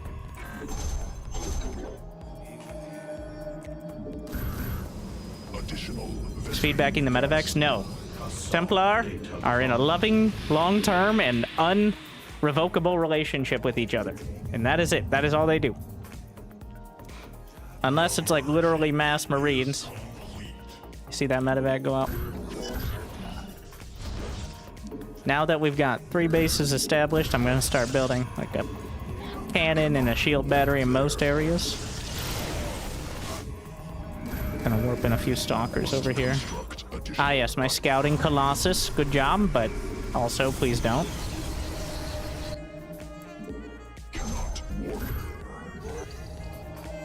We'll get that second robo. We're gonna start adding in Immortals now. Like more Immortals. We're gonna aim for like 5 Immortals, 5 Archons, then whatever else you can jam in there. With enough pylons to not get supply blocked ideally, but... new technology researched. Unfortunately, we don't have that option. Yeah, we saw him moving out. We need to move out as well.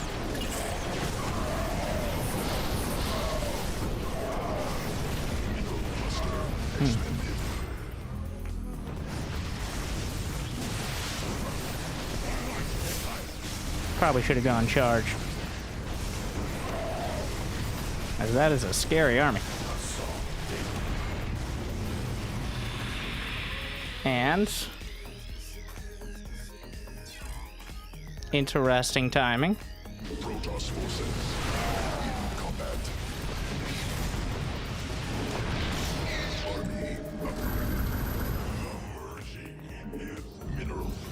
We've got no charge, unfortunately.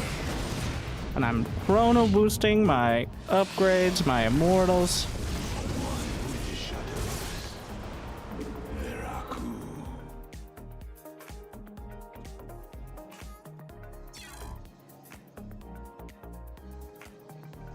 So we're going to build Immortals, Archons, and charge slots. And honestly, probably should have led with that, but...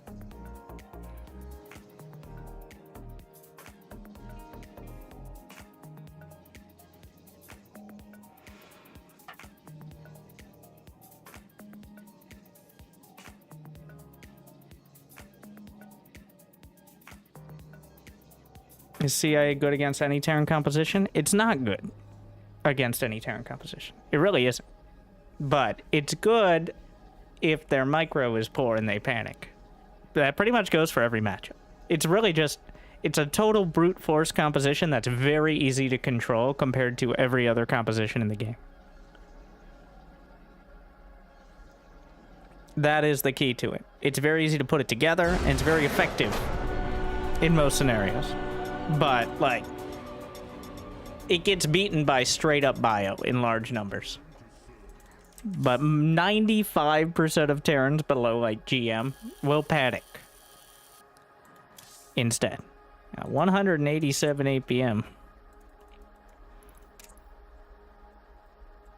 You know, for someone who just came back for the first time in, like, 2 years or so... That guy had almost as much APM as I have in, like, High Masters Terran. Impressive.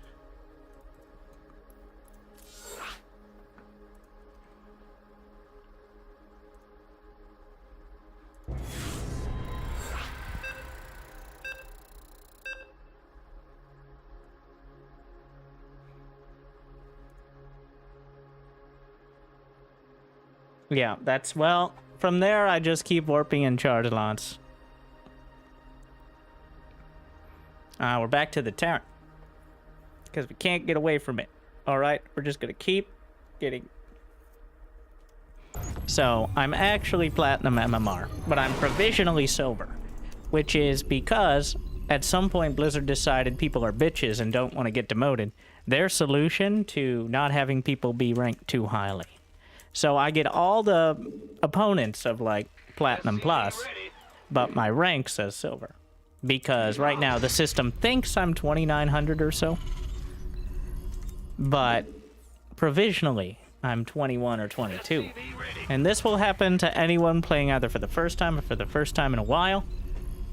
Because that is... Otherwise, if it puts you at where it thinks you are, then it'd be super top. That would be the issue there. So... Do I think it's a good idea? Obviously not. It's dumb. But do I think it's very misleading, and like 90% of people who are most affected by provisional MMR are confused why they're playing Platinum players when they're in Silver? I also think that's true. Is the StarCraft 2 ladder system a series of like spaghetti monsters piled on top of each other in a tangled, jumbled mess of systems developed over a decade and a half and then abandoned when a third of them don't even work and the other third are needlessly confusing, the other third are still trying to figure out what's going on? Also, yes, but generally matchmaking works pretty well for the level it thinks you're at, even if you don't know where you actually are. Play enough games, you'll find that out. Under attack. So you can write that down if you'd like. I also, or just use the MMR command, and I have a actual guide explaining all the weird, to use a fancy word, idiosyncrasies, and to use a less fancy word, fuckery of the ladder. Dedication will be rewarded. Big job, huh? And that's why your friend in 4v4 is in Masters, despite having 17 APM and then cannon rushing and rage quitting while drunk every time. Not because they're actually Masters, but because they're actually Bronze, and somehow that got turned around, which is both hilarious and very concerning. Bad news? SCV Cannot build there. on the way. Gonna have... Huh? Move it! Supply depots. Arm.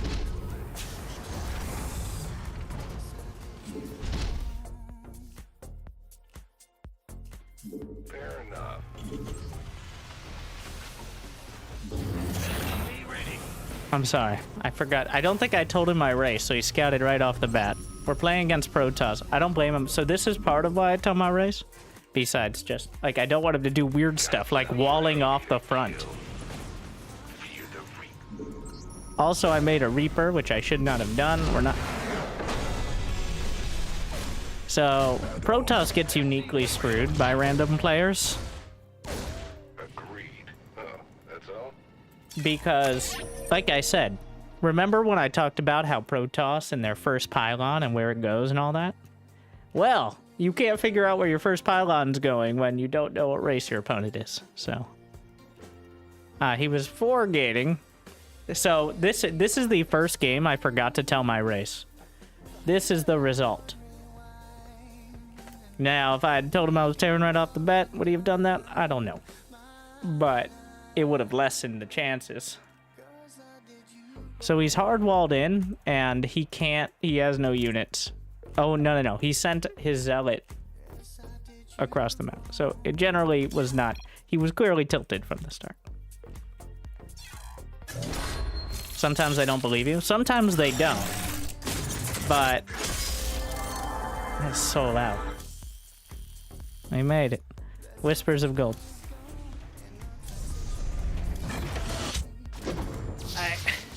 Like in Masters, everyone believes you until you're proven to be lying. Because there's only literally dozens of us in Masters. There's like literally 2 dozen random players. So if they lie to you, like, you'll play them again and then you...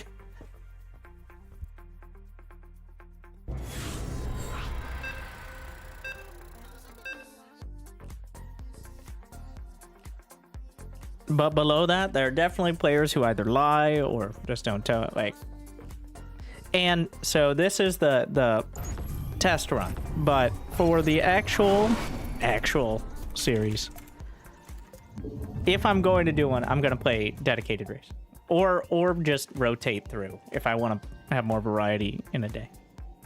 Like, I'm going to pick Terran Zerg Protoss. So, but this is just because I'm kind of reminding myself of what the meta leagues are like. And I will say, in my experience as a filthy, disgusting, game-slaughtering smurf, I have played one maybe questionable player in like 9 games. And even then, I'm not sure. Maybe it was just a sweaty tryhard and wasn't actually, had no follow-up. Like, if you play on Korea, for example, if you brought a gold leaguer from Korea to NA, everyone and their mother would accuse them of smurfing. Because I have legitimately outright lost to gold leaguers doing a one base all-in. They've done that one base all-in for 15,000 games. Okay? That is it. That is all they have. But it's one of the best executed, exactly this build. Like, better than a Grandmaster sometimes. There's no other, like, it is, the difference is stark. Between, so Europe and NA are pretty much the same, especially up to Masters, like up through Masters. It's effectively the same play style of similar level, like there's no big meta game shift or something. But, let me deal with this real quick. Let's see if he has another one behind. He does. That's the second one there.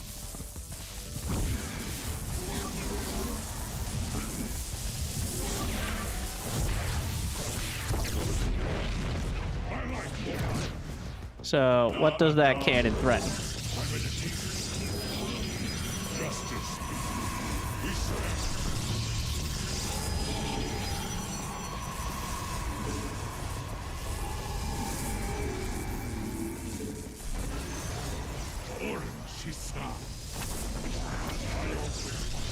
Alright, we'll chrono boost.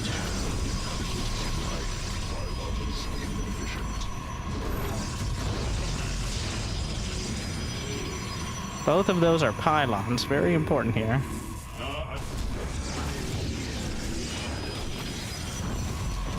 Alright. So the key is, that cannon was going to be in range of my ramp. This cannon, not so much. Let's see what he's got going on over here. Mind if I borrow this? Thanks. And, okay, we're gonna, inspired by the first player today. Now I'm gonna build 2 pylons. We're gonna chrono boost warp gate. So he can either deal with it and build cannons to counter, or not deal with it and not have anything. Up to him. But he has no units because he doesn't have a gateway. Unless that gateway finished, in which case, whatever. Can you hit the cannon? Yeah.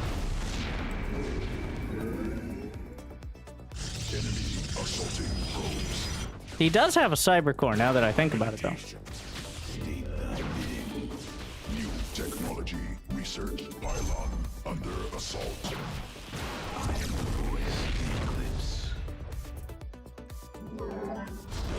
I'm gonna have the warp gates. Get rid of that real quick. Gonna bring the gates across. Bring a couple of depths in. So, Robo, I guess tiny chance he's able to go like Dark Templar or something. But Adepts can just shade by. Is the key part. And he doesn't have a wall, so. If he actually catches me in cannon range here.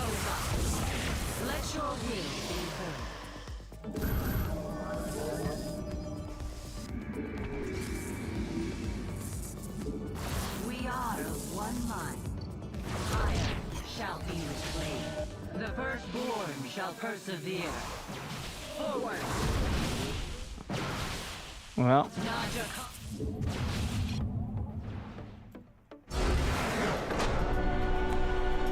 So, if I had scouted on time, we would have known about this quicker, but it's... The key part is, what is actually threatening you? Like, are these cannons just stressing you out, or are they going to be a real threat? So, if this was the only cannon, I would have fully committed to dealing with it. Honestly, he made a bit of a mistake. So I should have sent out my probe after I laid down the second gate, which means the probe should have been sent out 17 or so seconds quicker. Maybe off the first gate. I think it's better to just send it out the first gate, because then I would have seen the forge probably as he was laying down the first cannon. Though this map has a massive rush distance. So, also you can hedge your bets and just scout down here. Some players will just... I like the cannon rushes. I don't like them, but I think the cannon rushes that use your base as part of the cannon rush are the most effective. Like the ones where they build a pylon like here and then build a cannon here. And you have to choose, like, do you care about your own stuff that much? But, yeah. So, if he only has a cannon here, he's not threatening anything. He can't, like, he's not killing probes. He's not killing gateways, even if he gets high ground vision. Now, if he gets cannons up here, that's scary. If he gets a cannon here, that can hit my gateway. So, that is why a strong response was warranted. Not all the probes, because... like 6 or 7 probes should be able to get the job done. And if they can't, I don't think 15 probes would usually get it done either. So that's the scenario.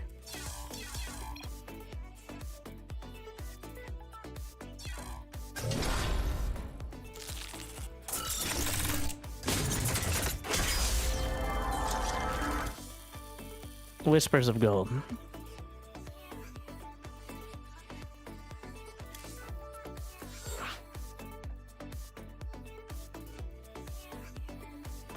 The most important part, the most important strategy against Cannon Rush, though, is don't panic. That and knowing that 4 probes kill a cannon before it finishes. 4 workers, any workers. If it's halfway done, you need like 6. Putting 2 workers on their worker and then 4 to 6 workers to defend against upcoming cannons will get you, will beat 90% of cannon rushers below masters. You might be like, well, how do you know that? And it's because if they were better at it, they wouldn't be below masters. So, very simple.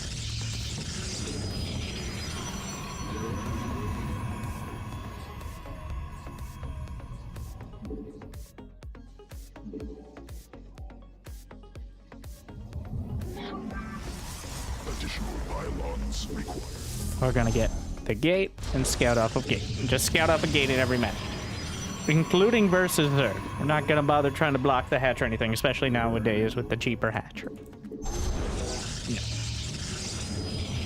1 more hour, guy. By the way, I'm aiming for 3 hours a night. That is the edge. Like, maybe we'll do like 2.5, and I'll do some questions. We'll go over some replays. Because I find personally that to be about the limit of what I'm able to focus on without like taking a break to reset kind of stuff. So, at the very least, like back when I was playing at a higher, like trying to be a much higher level, usually be about 2.5, 3 hours, play 5 to 10 games. Really depends on the games. And then take like a break for an hour and then another 5, 10 games. Something like that. Up to maybe 3 times a day, but...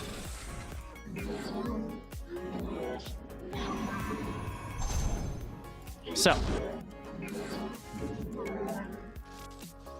What do we got? Shenanigans. Let's get that. Pylon.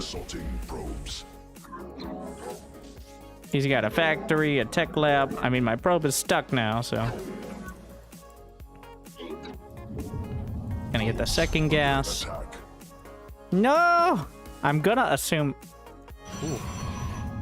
Huh. There's an SCV in my base. I don't know what he's doing with that, but... Immediate robo and an adept.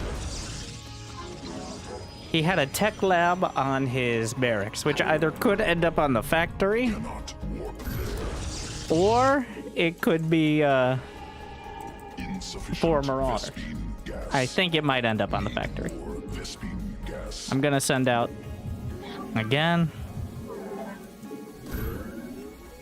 I'm kind of saving Chrono. We've got a shield battery in like a half and half position. Whatever this dies to is going to be enlightening, so it will die, but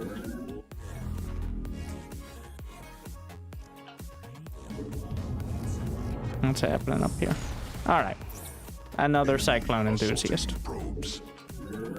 The barracks may very well be coming across the map now.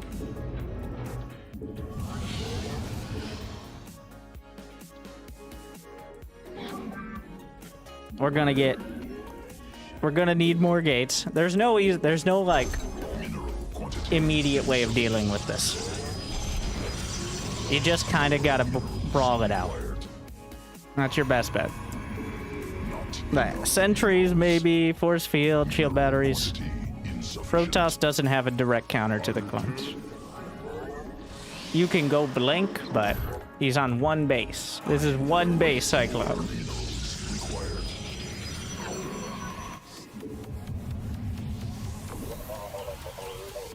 Getting the observer, but then back to immortals. Energy recharge on a sentry. So the easiest way to win the game. I'm also gonna put a pylon out here for scouting. E-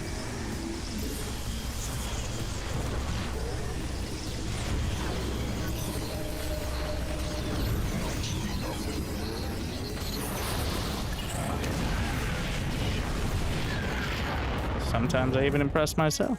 So for scouting, that is what I would put the pylon out there for. Unfortunately, it was a bit on the late side, but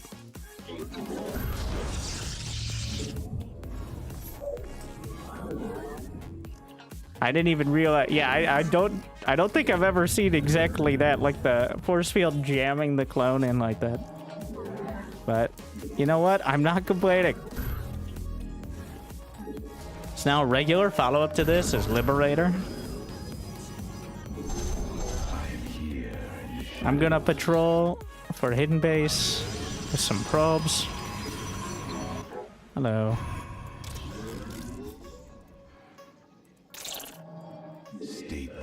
I wanted to wait to attack it until it had committed. Oh, we proxied the starport.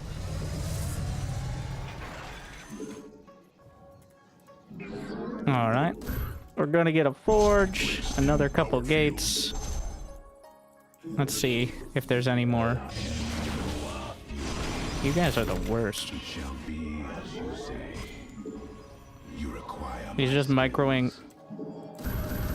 I don't know what's in there. But very important to be aware that the mini-map exists against Terran. Is the summary, like. That is 90% of your defense.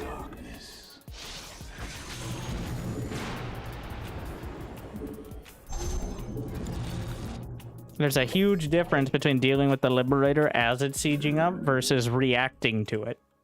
That difference is about a 30-year mineral line. You don't get a lot of time on that one.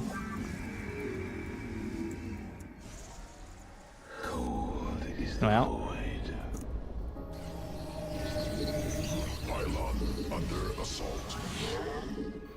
Chrono, another gate, slap down a nexus and some more pylons. I forgot I built the blocking pylon. Hidden base. Send out a couple stalkers. We're gonna get the CIA built though. Charge, Immortals, and Archons. Inadequate supply. Some more Spylons. I'm taking that third, remember, so. Not enough minerals.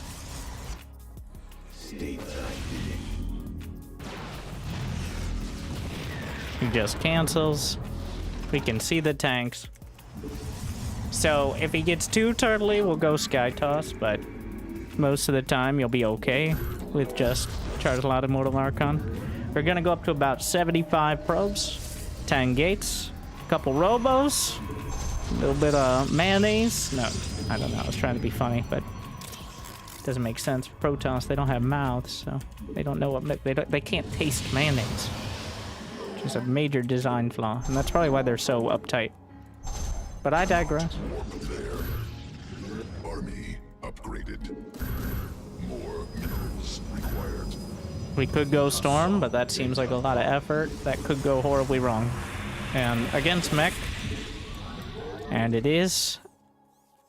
definitely is, at least in a significant way, mech. I return to serve. Mineral field exhausted. Second Forge. New technology. Gonna open up rocks. Rocks do not favor me. They just make it more difficult to engage. Mineral quantity insufficient.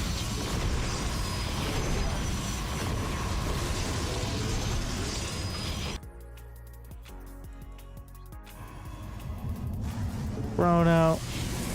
Armor. Focus on weapons, though, mostly. Going up to the 10 gates. We got 75 probes. Fourth base. Working off the spy line conveniently. I'm gonna move this a little over so I can be sure I know if he's moving out. Is that a planetary force? Oh my god. Expended. I have a probe on patrol on the other side, so.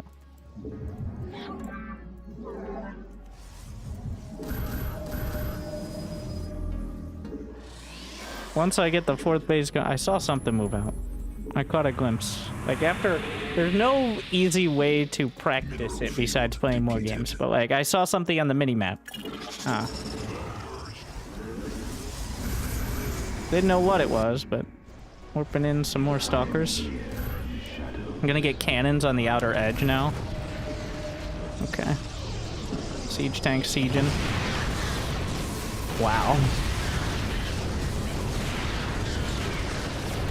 I don't know what I expected, but it wasn't 3 medevacs full of siege tanks. I will say that much.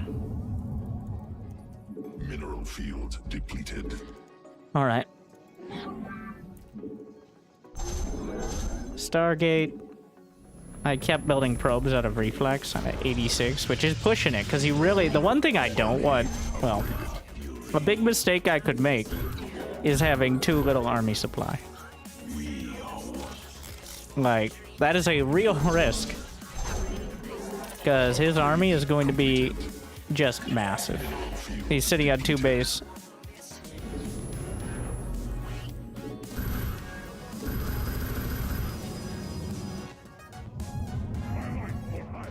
Looks like he's about to move out with a bunch of SCVs. So.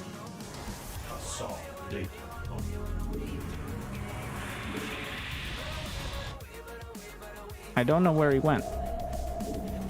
But we're just gonna go sit on his doorstep. Fleet beacon. The idea is we keep fighting him across the field because obviously I can replenish my army easier because he's on 2 base. So. And eventually work to like carriers or tempests. Both are good.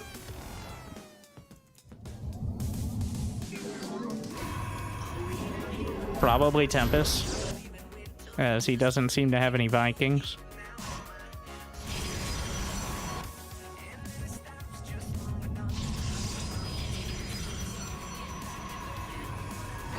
Could also be throwing a Warp Prism in there.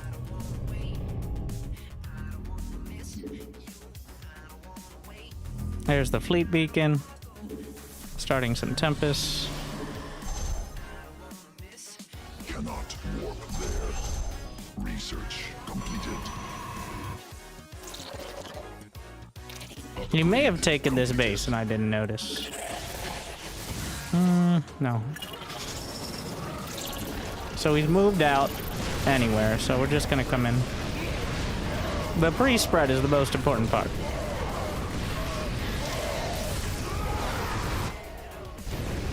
With this and with mayonnaise.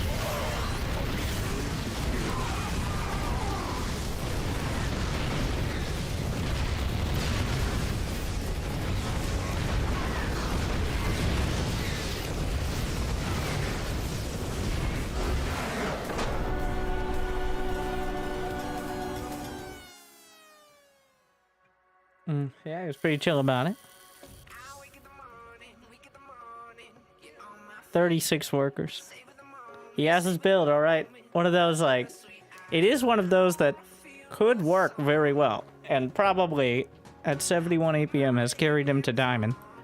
It was a well-timed... Notice how I was late on putting up my Spylon? That's because that hit... I didn't really expect it to hit so quick, even though it was on one base, so I didn't really factor that in. But he's clearly worked out the Cyclone timing.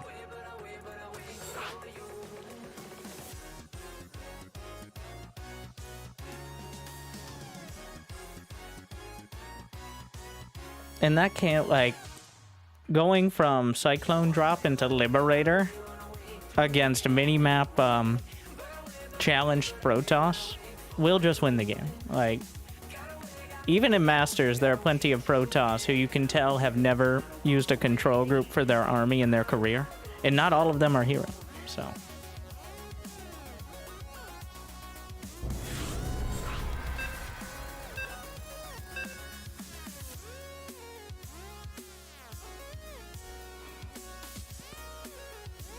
Have I faced a single Zerg the entire night? Well, nowadays.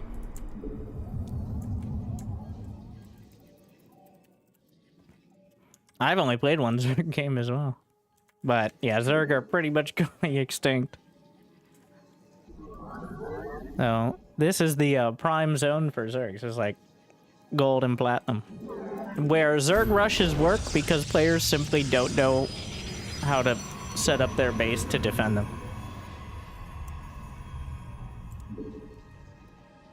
I don't want to color anyone's opinion of Zerg at this level.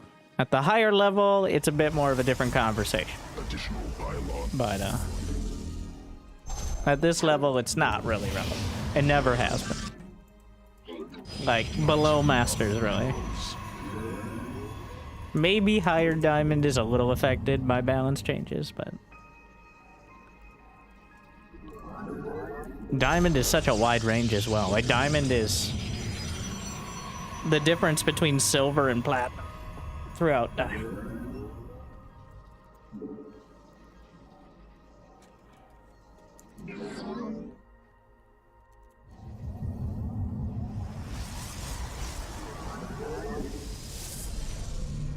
Alright, 2 in gas to start, and then railing down. I think I'm one late on it, but we're not going to worry too hard. We're going to go Cybercore first, especially because it looks like a proxy. We're going to check around because it might just be in the corner of the base, but this is not going to stop me from expanding. Stop doing that. But like, I'm not going to change up the whole build now.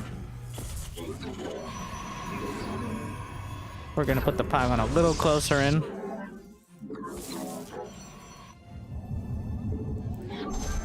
There's not much you could do to switch up the trajectory of it anyway, so...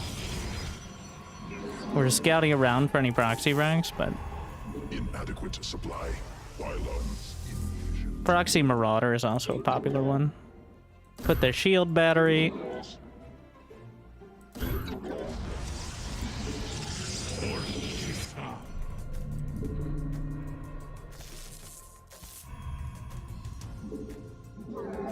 This is another scenario, though, where... I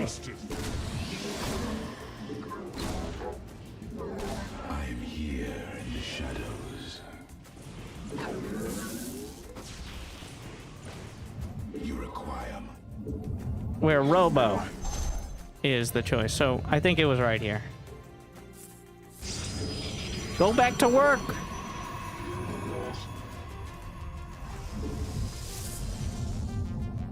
More minerals. Once I get a second stalker, we can probably... Quantity. Once I get a second stalker...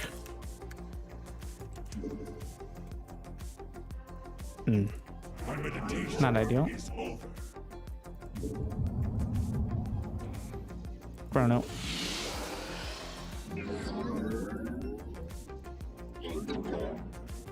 Gonna leave some space to be able to maneuver. This is a little risky because he very well could have marauders now. This feels like something a bit more salacious. But that saves me having to build an observer, is what that did. I see the factory.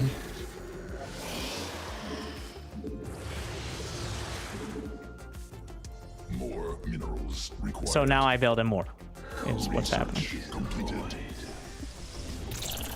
Gotta make sure I have another pylon. We energy recharge the sentry. Additional pylons required.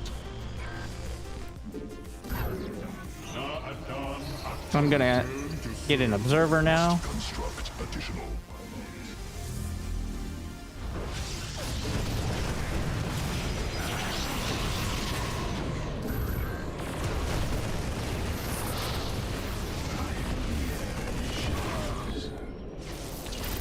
And then we're queuing up an immortal behind.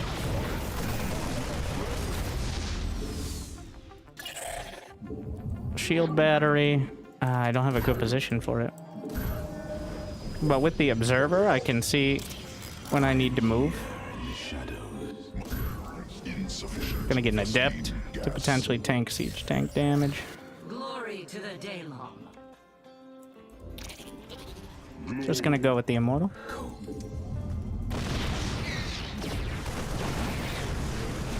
Oh no. That could have been better.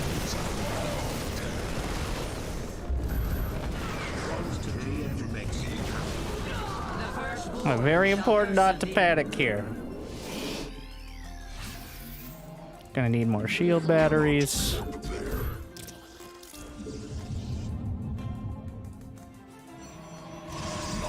Another adept. Recharge a sentry. Glory to the Daylong.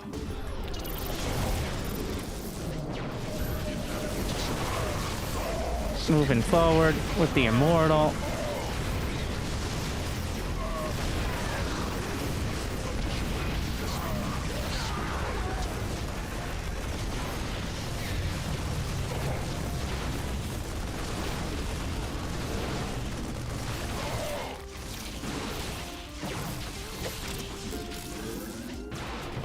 Got the medevac.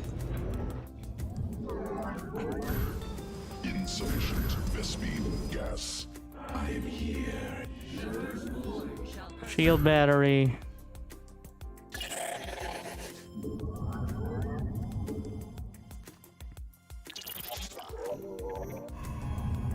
Now this is the Terran build that in high masters I have about an 80% win rate with. Against players who aren't like 1,000 MMR higher, and even then. One base, siege tank, liberator all in. Now usually not so obviously telegraphed is the key point. You bring a few SCVs to repair, but it's actually straight up a, honestly, it's a very, very strong. Especially with no shield battery overcharge. It's very hard to defend Additional pylons if you expand, especially blindly. must be placed in power field.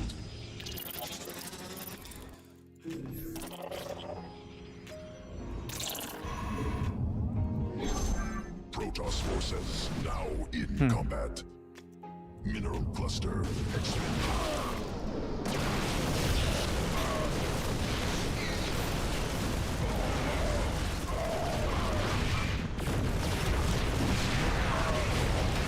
Micro. Additional pylons required. What the shit is this? So when it's attacking, you can hit it, which is a weird quirk of how area units work, but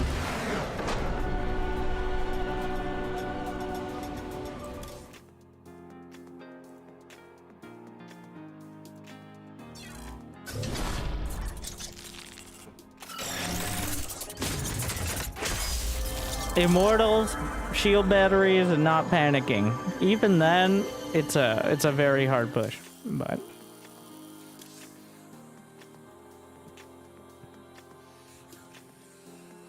like even at that point, you're not guaranteed to have a decisive position. I think the most important thing is being willing to disengage before you lose all of your anti-air. Even more than the Immortals, the Stalkers, because the Liberator will ruin it. Like, Liberators do so much damage. Thank you, Jolly Bolly. As well. Can we get 100? Can we get 11T1 likes on YouTube as well? This will be on the second channel, a much higher quality than Twitch. Afterwards, though, this is your trial run kind of deal. Can you attack an attacking high ground unit? No, not without vision. Air units are not on high ground because they're not on ground. But they are hidden from vision if they are over high ground until they attack, in which case for some reason you know where they are, which is like a game design thing.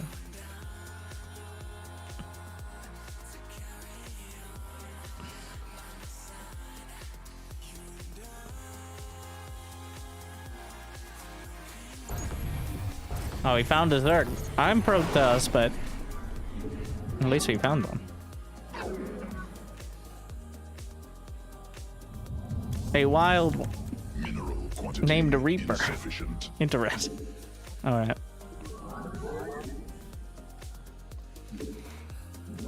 So, setting up your wall at great. Honestly, if you're really serious about playing Protoss, you should probably play against the AI at least once or twice on each map in order to make sure you can set your wall up correctly.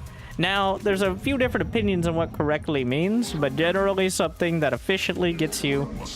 I prefer the 2 gates and a cyber, not obviously not a pylon in the wall. But in this case, I should be able to make gateway, cyber core, or something along those lines.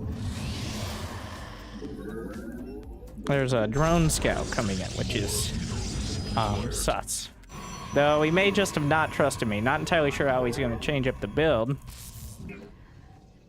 Knowing that I am Protoss now, but... We're going to hold position here on the gas geyser to make sure he doesn't get an extractor out of it. But looks like not an issue.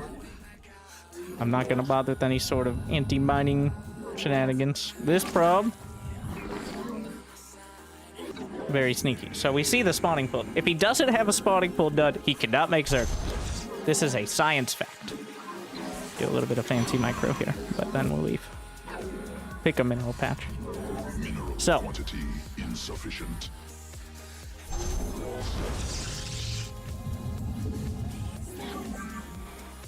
No spawning pool, no Zerg.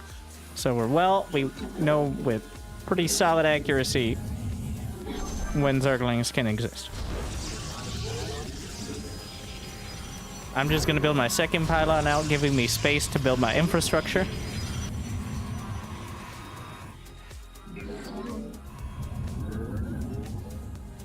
And if he had an early pool, then I could do this. Notice the one space there. That's what we're setting up. He doesn't, though, so I don't need to spend my money on that early. Gonna get the Stargate.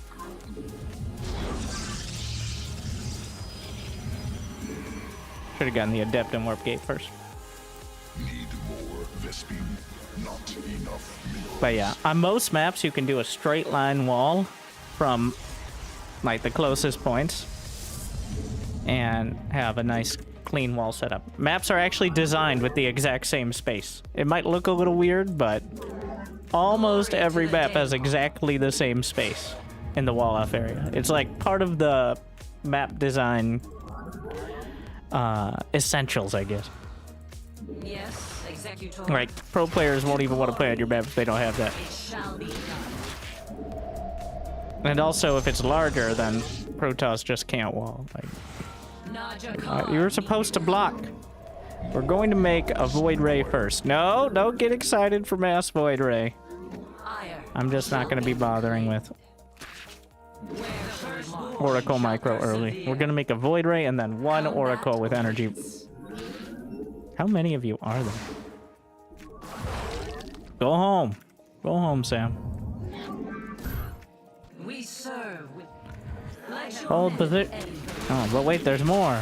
Oh, probably should have seen that one. I think it's a good safety move to just build a shield battery.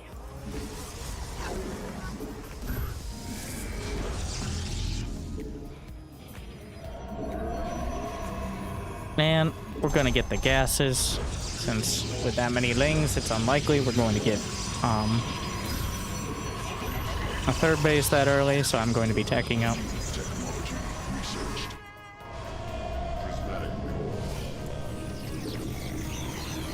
Overlord here is usually the first location, but I'm going to take a look around the base first. We're going to send out hallucinated phoenixes, though I did just waste my energy recharge. I didn't notice. I didn't think about it. I'm like, ooh, sentry. But I would have rather used it on the Oracle, obviously. glory to the day. Twilight Forge. And third base. Send the Adepts over there. You seek guidance? And no Overlords. Interesting. Does he have a lair? No, baneling nest. He just started a lair. He does not have a baneling nest. Before I do anything with the Oracle, we're going to set this base up. An ARD. Our window is Does he have spores? Yes. Macro hatch. I like it. 2 macro hatches. I also like it, but I'm a little confused. We're just going to slap that in then.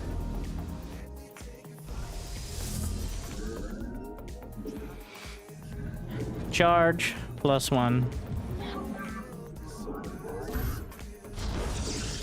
And since there's nothing there making me think I shouldn't go for the CIA build. Charge a lot of Mortal Archon. I got 57 probes. That's actually way too many. Chrono Boost and all those goodies. Throw the Templar Archives in now that we're getting the third. As I get the third, I'm filling in the tech. And as I have the minerals after getting the third, I'm filling in the gateways. Gonna make a semi-wall here. Just to funnel units.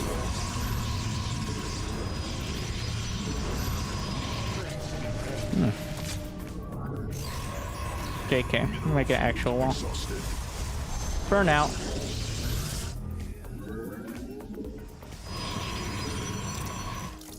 This area is not walled, but bring the Oracle back.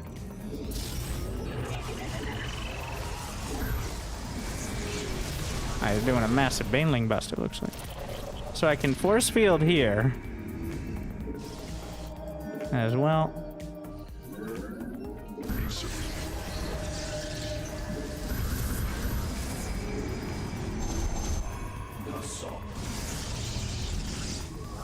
I can also just break out. We don't need to. Just leave a single space there.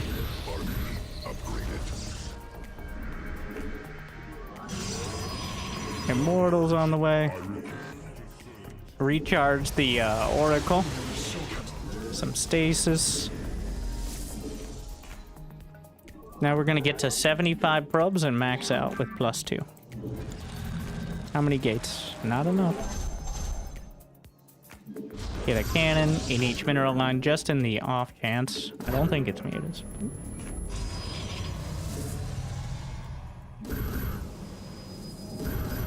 Gonna look for 5 Archons, 5 Immortals, and then fill in whatever else you like. At least 1 or 2 sentries for Guardian Shield. And then the rest like charge lots. Maybe a few Stalkers.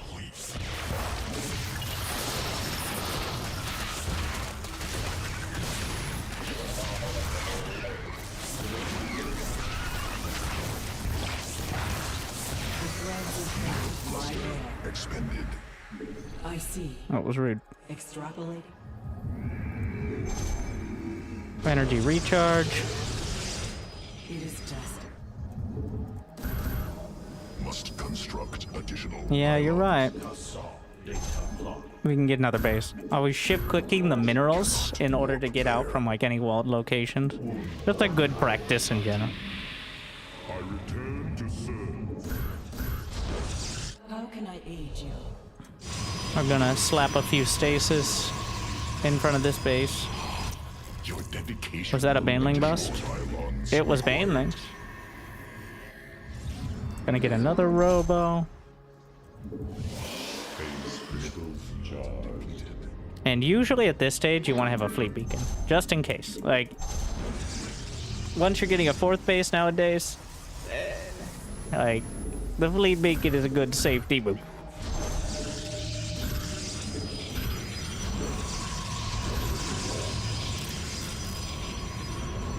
Because eventually, we may end up just going carriers, Tempest, whatever. Assault data locked.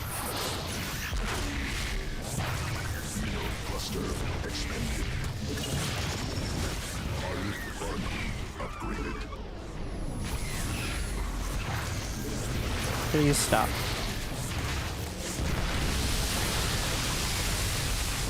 All right. Energy recharge.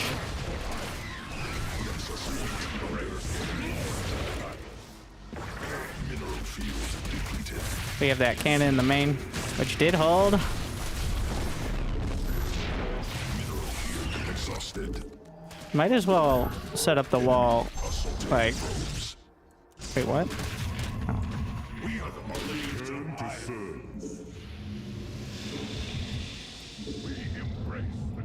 Mineral cluster expended. We have the 5 immortals, the archons, plenty of money in the bank. Vespine gas. 85 probes is pushing it. We are a light from I have... Did I lose the oracle? I did. Oracles are pretty important because they're much more reliable detection than observers. I return. Revelation is the only really good way to deal with lurkers. Which, well, until you get, like, Sky Toss. That's a lot of Zerglings.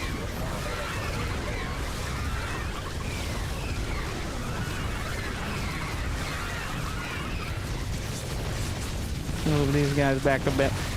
That's actually enough. Like, so... Storm it is. Dimensional strings attuned. With pure Hydraling Bane, you kinda need Storm. It's negligent to not get Storm. And Storm is cool, so...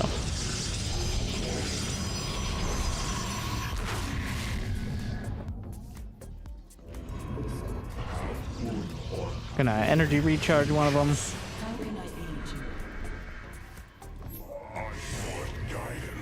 I'm gonna split off some zealots for just run-bys, counterattacks. Also, good job, Adept. Good work. Good work.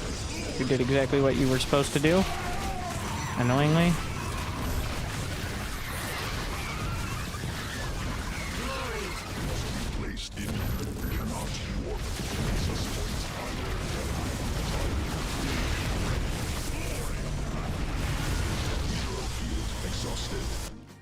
So, gonna get the gas mining. Did I start a mothership? Somewhere. I don't know where. New technology researched. Ah, there it is. Move the probes down. I do not need 90 probes. That is too many probes.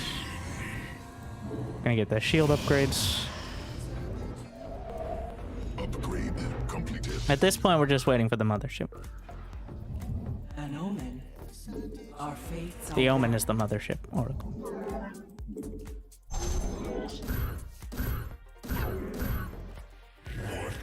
How many gates? 16. That's enough.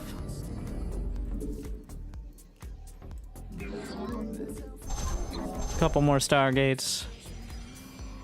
Make sure I've got my probes arranged well. I have full chrono. So need a hotkey in. Did I get a second cyber core somewhere? I don't remember. Mama's home. Direct us. Sending these guys in just to see what's happening.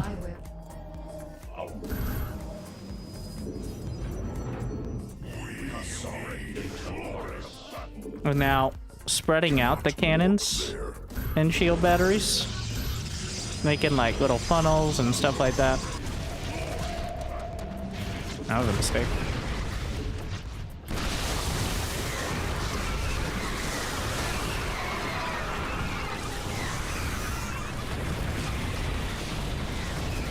Almost killed my observers.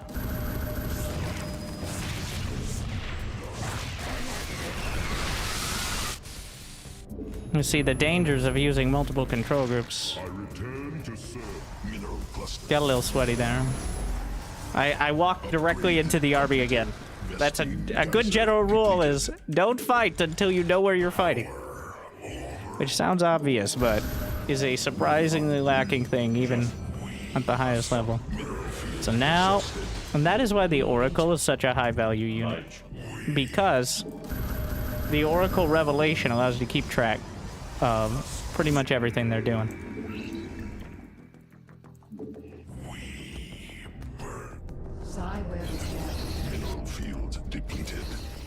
Using the oracles on a regular basis, now that's the hard part. I usually like put them on the 6 key. But we're getting kind of fancy here. Always want to have at least 3 or 4 Archons. Continuing to get air upgrades.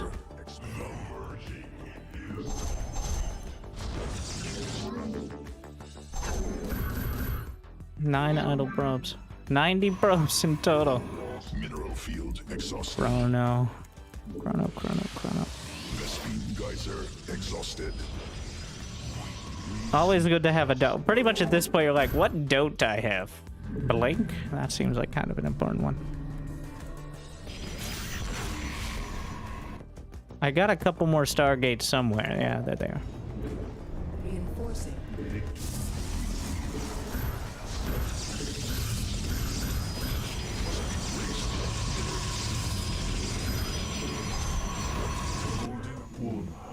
Well, here's the easiest way to play it. That I should have been doing from the start. Using rapid fire warp ins, which I'll go over if there's enough questions. But you don't attack down the center. You attack charge lots. This is, I'll tell you as Zerg, this is by far the most annoying thing to deal with. Totally intentional scouting High Templar. Energy Nailed it. upgraded. This is by far the hardest. Like, well upgraded charge lots can beat spines, they beat zealots. Like, they're incredible. Against her. Must be placed in. I'm just gonna keep sending out the charge lots. Not possible. Supply limited. Gotta be a little careful of the pathing on some maps as well. Army upgraded.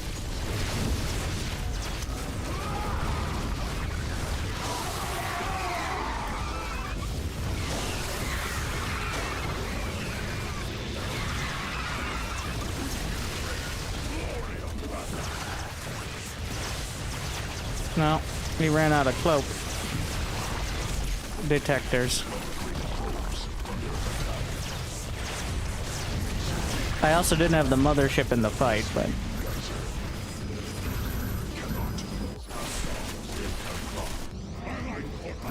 we got a few DTs to mix in as well. Energy recharge.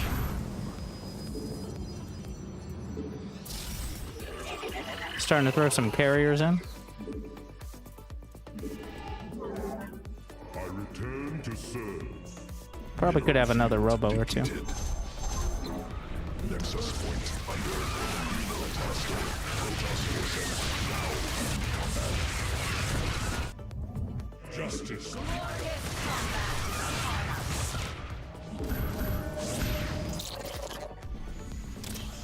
Nexus point under enemy attack. He's working on the cannons.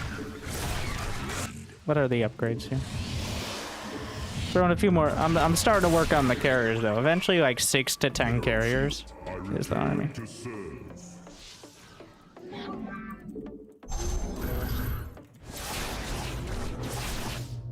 Let's see if we can get just split it up a bit. The darkness rides. Battle is upon us. Army upgrade. Battle keeps being upon us. Did I get blink? No. I was a bit lazy. What would you ask of us?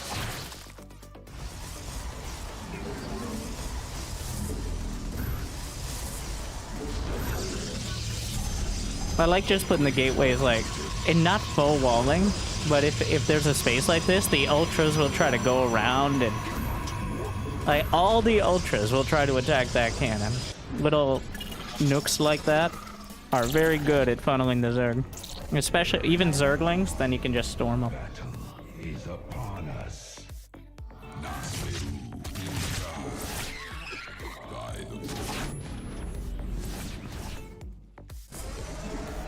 Mineral field exhausted. Battle is upon us. Oh yeah. I forgot about the Oracle.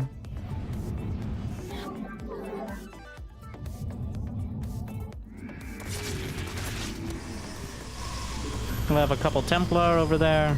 Cluster expanded. 5+3 shields. Completed. We're working on it. Field depleted. Guide us. Carriers now. Mineral field exhausted. It is tested. Vespene I have too many geyser probes. Depleted. Extrapolate. Vespene geyser exhausted. Using Revelation to clear creep. Not the most efficient, but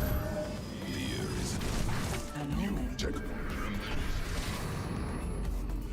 Army upgraded.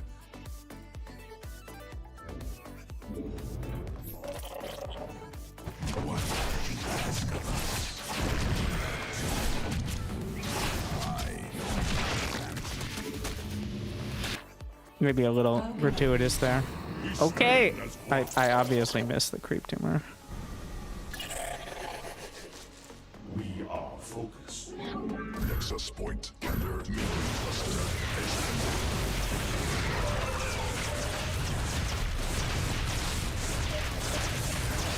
You can see the ultras fighting into that little area there.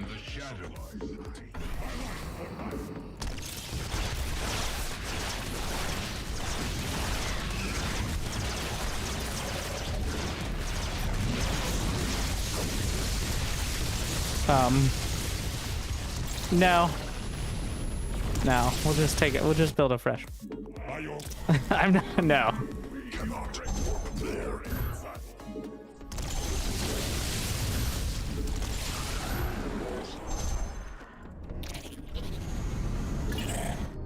Guide us. Cannot warp there. It's a matter of principle. And the principles are having a nexus I can actually defend.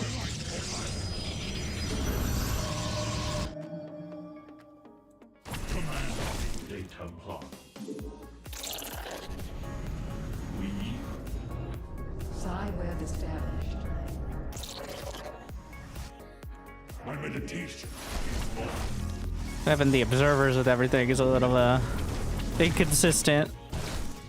We stand as one.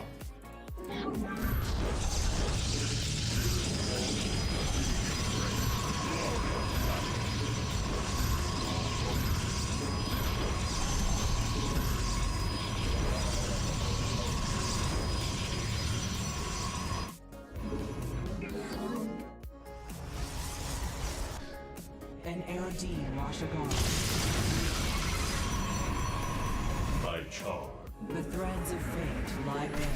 Army upgraded.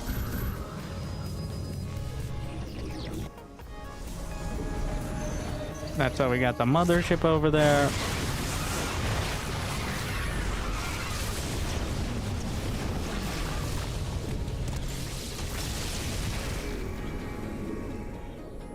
I don't have an. The enemy has discovered us.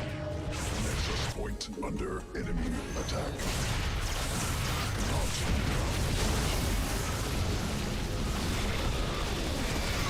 Can recall.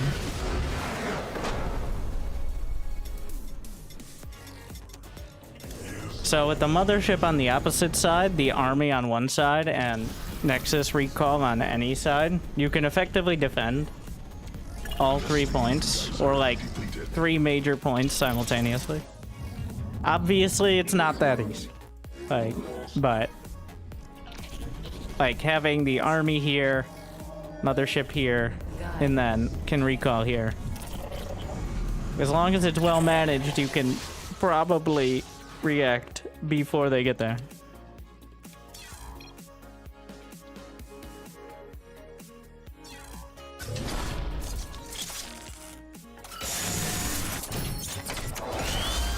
I feel like you're just messing around. Well, that's the way to play Protoss in Protoss versus Zerg. Because the mothership is so strong. And like energy recharge is so powerful to get 2 storms. I mean, I don't want to be the one to encourage everyone to play Sky Toss, but if you're looking for the highest win rate, just waiting for him to run out of units. There is no cost-effective Zerg counter to Sky Toss. There are counters, but there's no counter that is going to trade against Templar and Tempest and Cadet. Like, you can, most of it is kill them before they get there, unfortunately, but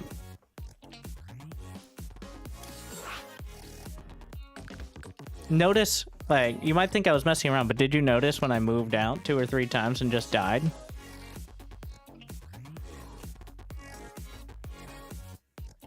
Like, I just lost my army. So I stopped.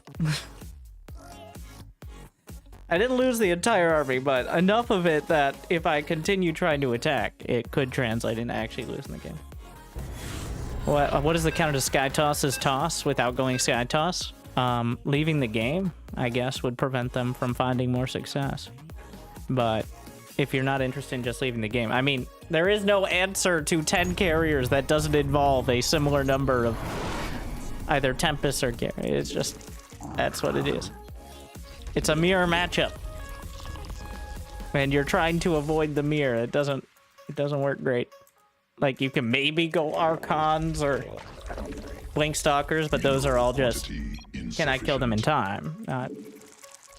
Alright. We finally got 2 Zergs in 1 game. This is going to be the last game for tonight for the Bronze to GM bit. So, I don't know. I just decided today was the day to do something like this. And maybe try it out for next year. Obviously, I don't like bullying Meta League players. And honestly, so again, as a filthy, disgusting Smurf, I have, in like 12 games so far, encountered exactly 0 players that have not felt like similar to the rank that it claims they are. So, like, some players were clearly better at doing their one build.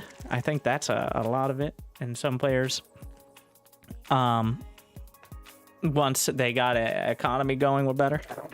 And some players were very new. We saw earlier. The ones that play like the campaign AI.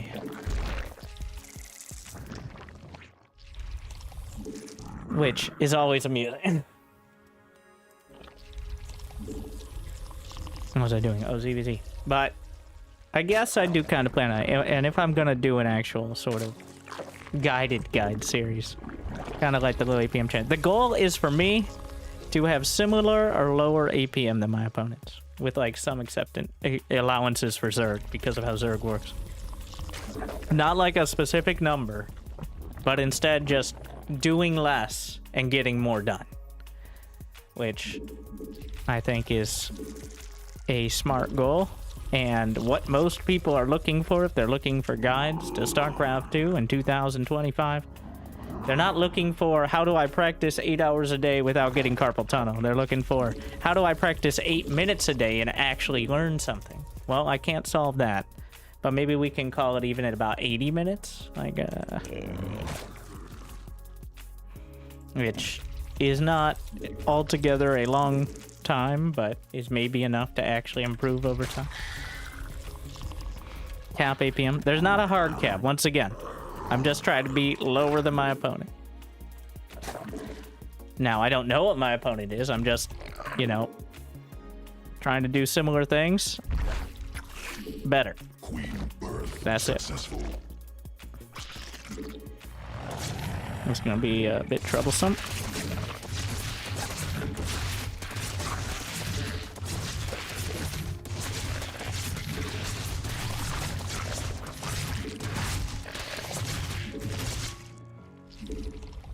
Oh, it is a Bane nest. Swarm forces under attack. Insufficient upgrades.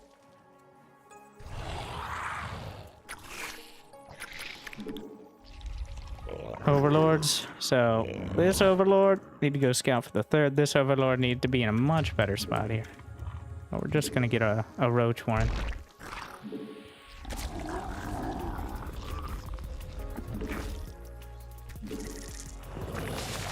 Evolution. Speed is done.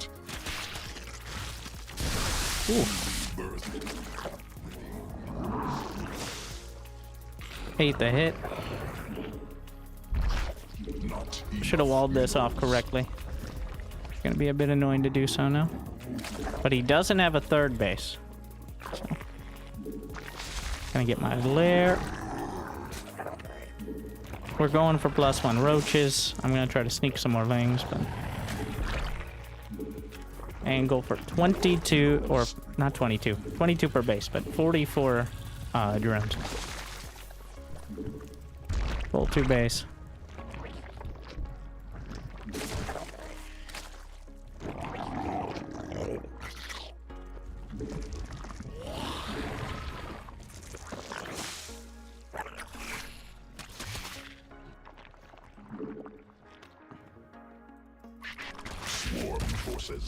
There's the lair. We see plenty of drones, so very similar. Swarm forces under attack. If I could keep the Ling alive, I can maybe see if my lair's faster. It's at least a comparable timing. Alright. What is this?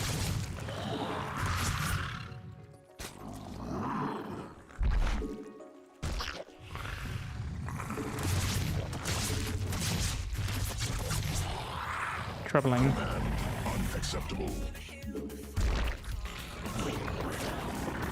We've got some roaches now.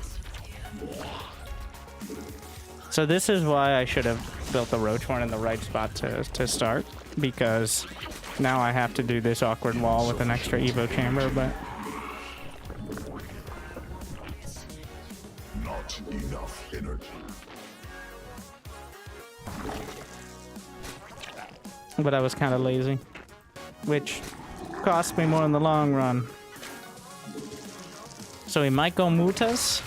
In fact, we should scout for it, but that doesn't mean I won't have a timing. Insufficient. Got plenty of roaches, and the fact he built banelings means he can't have as much. Sequences spun. Swarm. I get a third behind. Swarm has evolved. Not. Oh no, half the roaches are going the wrong direction. Swarm forces under attack. What happened here? Well, it's not mutas. Well, my roaches getting caught is certainly not ideal.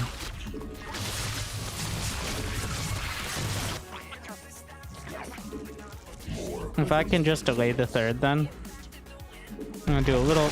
Okay, I've got my third on the way, so.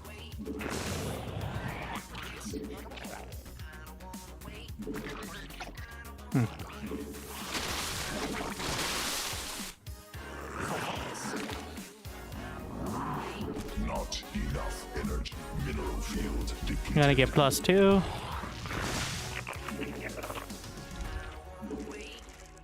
Getting a few more drones. Mineral field. He's got his overseer right over my face. Wow, he probably took that other base. Well, now we keep making roaches. Like, and then what? I'm like, did I stutter?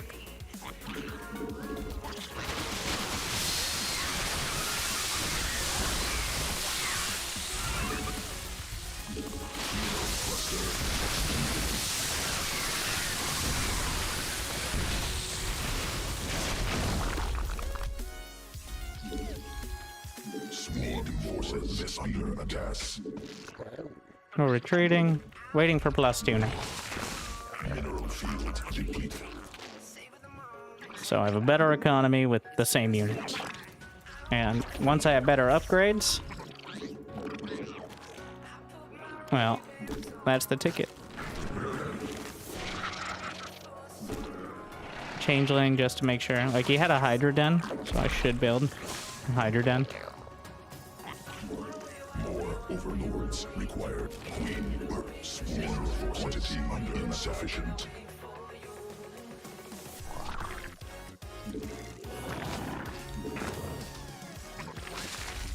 Though it's not 100% necessary. We're gonna get a few Ravagers. Take down that Overlord now. 4 Ravagers is enough to take down Overlords. So that's usually a staple number. I make a full round of drones here. +2 attack is about to complete. So.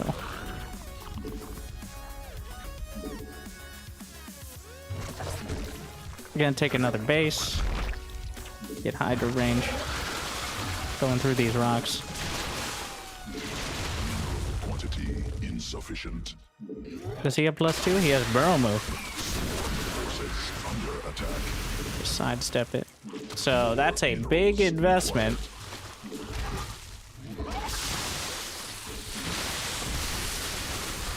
Staggering. Does he have +2? Doesn't look like it.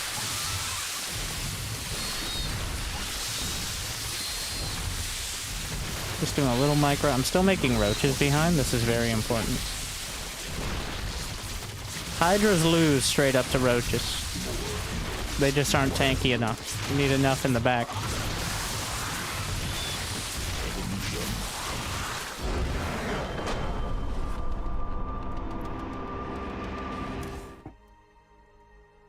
So if you try to go Hydras without a roach lead, like, it would have been okay for me to go Hydras because I had the amount of roaches. But him going Hydras means that he just didn't have enough to actually protect them. And if I fight into a bad location, the Hydras can be really good.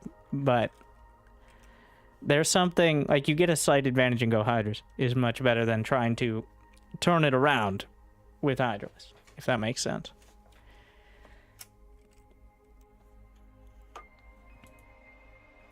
Yeah. He accomplished the goal, 214 versus 151. Though he had a solid timing. I think he invested way too heavily in the Lings and Banes. Like, Lings and Banes are very scary, and you can easily get caught up in just holding down the Zergling key. And then you feel like you should do something with it, but in that case, you use it to get a third base quicker.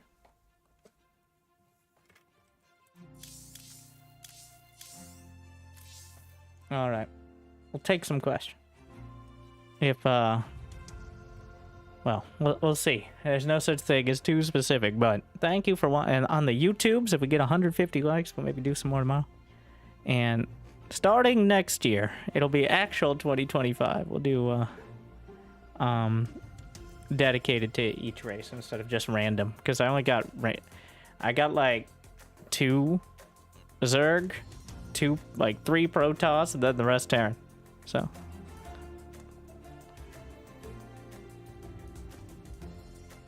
How do you like your eggs in the morning? Usually hotkeyed into my main control group, unless they're drones, in which case I usually like to send them to the expansions. I think hotkeying your eggs is actually a very important part of Zerg. And it's one thing that's very easy to overlook. Actually, let's jump in. Last stream this year? No. I'll probably play random doing a similar thing like another day or two. I will be streaming through New Year's. I'll probably take a break for a day or two after New Year's, actually, but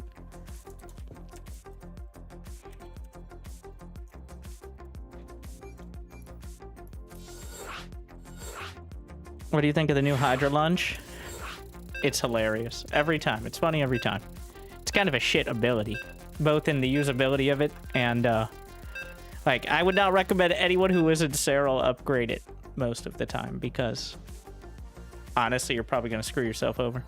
Another issue with it is that Hydras are like 5th on spellcaster priority. So you have to manually select the Hydras or tab like 5 times. So. Big job.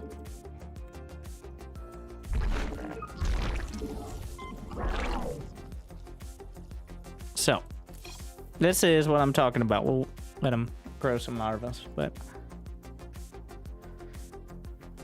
Did you see the Clem games against Beyond? Clem played Toss? I did. That was insane. Clem is probably the 3rd best Protoss in the world right now, so. In Protoss versus Terran. Also Beyond kind of threw those games. But, I mean, the thing is, most Terrans... Clem makes every other Terran look bad. Because, like, he kind of shored up his weaknesses, which were similar to Beyond. In that he, would get locked into a unit composition. Like, he'd be like, this is my strat and I'm doing it. And he'd make it work most of the time, but not all the time. So. Is the extraction trick worth it for new players? No, but I'll teach you anyways. Alright, so here's how it works. You hit larva key. And then, alright, I want to build some drones. These are all drones. You can either just use it there and right click, or you want to put them on a hotkey, control. You don't need to control, but so if you want to put them on a hotkey, you got to put it on control, because otherwise you'll have the other larva on your control group. To be clear, that's why. Which is not ideal. So, like, I want to build some. We'll see. These overlords are Zerglings. They're not, but well, in this case, overlords a lot of the time, like shift clicking from eggs and stuff like that. But this is how top Zergs are able to reinforce their army without it going all over the place. It's a very key part. And Serral, pretty much up until it's a full-on, like, 200 supply situation, will be hotkeying and manually controlling his larva. It's actually one of the greatest advantages of Zerg, because no other race has that level of control over units before they exist. Like, Protoss warps in, but then it's there, right? Terran has rally points, of course, but Zerg, one of their advantages, and it's also kind of complicated, is the fact you can build the larva and already have individual per unit rally points set up beforehand. Yeah, it feels really good when you get it going, but there's also a lot that can go wrong.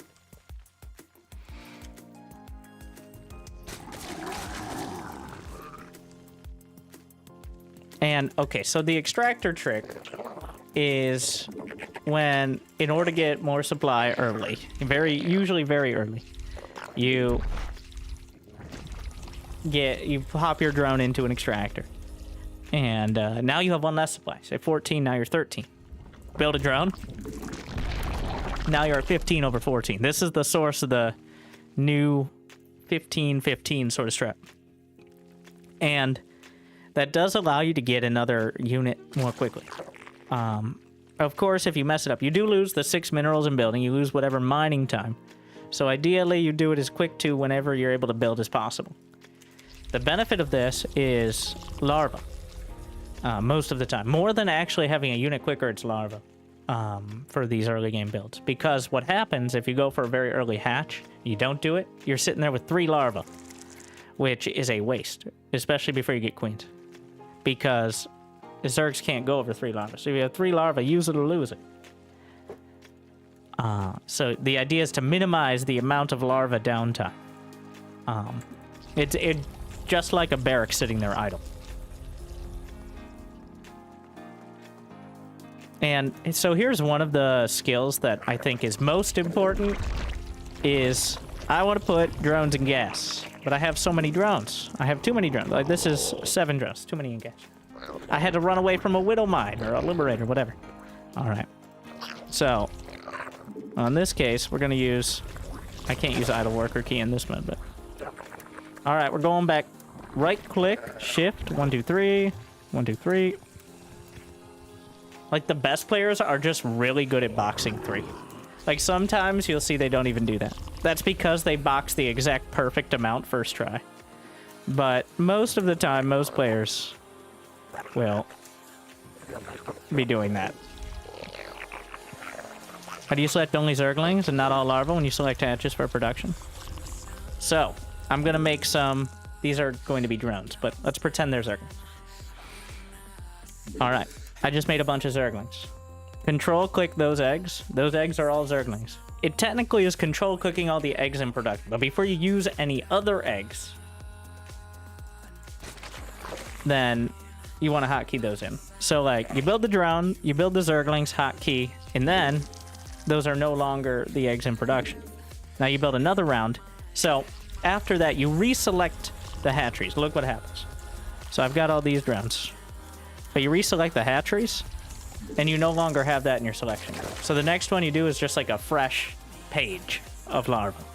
So if you get in the habit of doing it in a rotation like that, you'll only get the unit you're building. But yeah, like I said, with control, like hotkeying, like if I did drones and overlords, and I did that, so this is a mixed bag of drones and overlords. They would still all be on the same control group, so it's easy to get it messed up. So getting in the habit of building a round of whatever, then building a round of the next thing, as opposed to like all at once and like pressing all the buttons. Because otherwise you end up with this unholy, you know.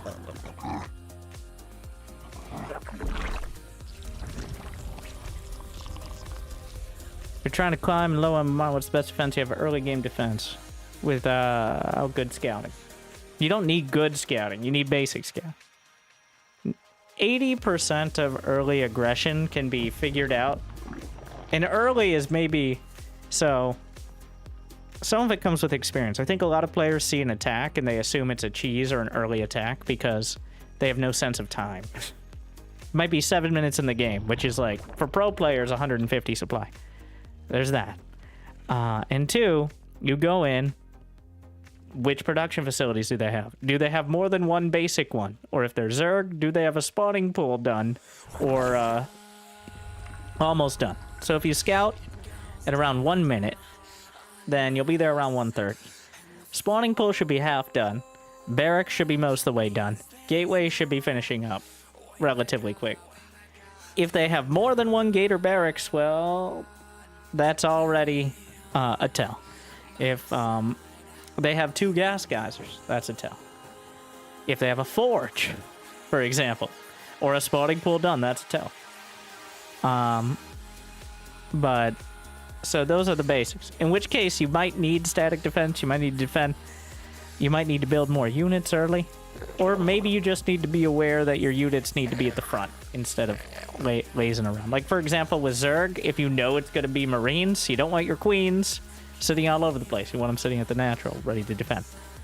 Or you could watch the other 3 hours of today and see me defend against like 7 different early cheeses as various races and various things. There's also that. But it's a combination of experience and... it's mostly experience, to be honest. A lot of players, I think, expect to be book smart about it, but no plan survives contact with the enemy. And like Sun Tzu said, everyone has a plan until they get punched in the mouth. So, You're like, but I'm Protoss. Okay, well, cannon rushed in the nerve cords. I don't care. I don't.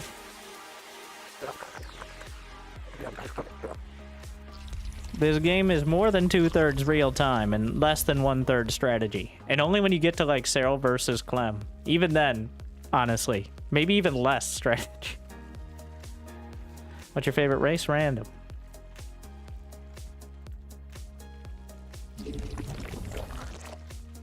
Are you sure that's Mike Tyson? So an important part of StarCraft is knowing when someone is deliberately deceiving you. And like for example, if they have a barracks and 2 gas and nothing else, then and they're just sitting there with nothing else, it might be a factory. Or if somebody says Sun Tzu said everyone has a plan until they get punched in the mouth, it might be sarcasm. Like for example, it's possible. Not 100%, but it's important to check.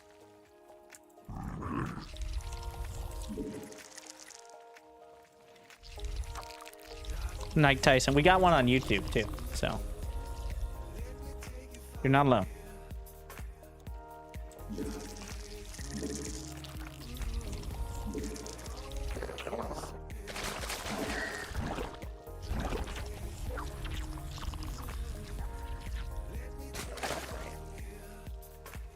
I find myself massing them because I'm afraid of air. Stalkers. Why don't you build air? Then. Or build charge lots of motorcycles.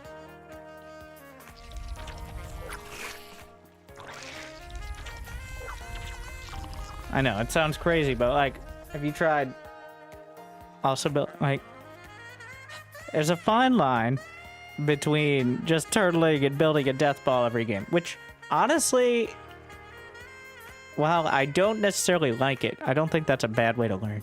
I think a lot of players get locked into the first build that works, and they keep trying to make it work. This is Stalkers and Void Rays for Protoss. This is either rushing battle cruisers or going for like one base tank pushes as Terran. And this is, well, honestly, it's all over the place as Zerg. Zergs find weird spots. Like it's either just Zergling rushes, sometimes mutas. A lot of players will just build Hydras for the sake of Hydras. Like, but Zerg are less easy to kind of pinpoint on that. But like I lost about, I don't know the exact number, but at least 75 of my first 100 games. And I had some basic RTS experience and competitive. Like I came from World of Warcraft Arena. It was my arena partners who started playing this game called StarCraft one day. And I'm like, why aren't we playing Arena? And then, well, I canceled my WoW sub pretty soon after that. Let's put it that way. So I had some experience, but I still got destroyed. And nowadays, people actually know what they're doing.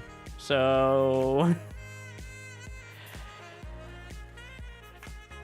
a WoW class. Resto Druid and Frost Mage. Only Frost Mage after I had a PC that could play at more than 30 FPS, though.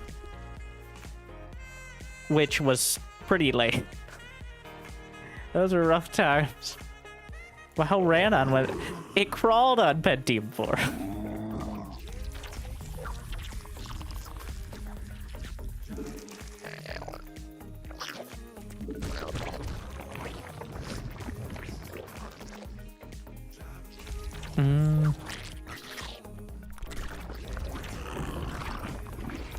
Why can't I break 150 APM just by watching pros do it? You can't break 150 APM? May I introduce you to holding down the gather key? Here's the APM counter.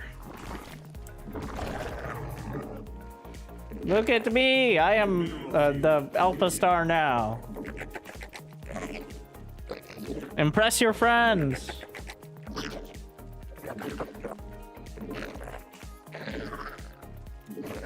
This is what you see the pros doing when they're fucking around with the minerals.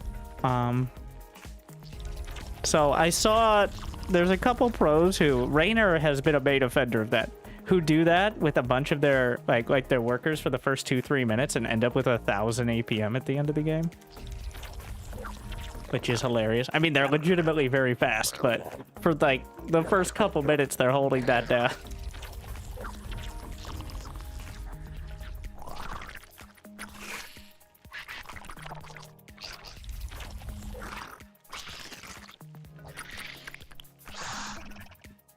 Raynor is legitimately that fast, though. Like, as Protoss, he's like the highest APM Protoss player. Also, my favorite was when he actually went mutas against Clem. He was playing about 650 APM for most of the series. The game he went mutas, he was at 800. Which tells you, if you have 650 and then add another 150 on top, then maybe, just maybe, you can compete with Clem. And build mutas. Like... I was amused at how clearly he added on that extra stuff. That's very impressive. I'm so confused what's happening. So when I explained I was going to answer questions while demonstrating things at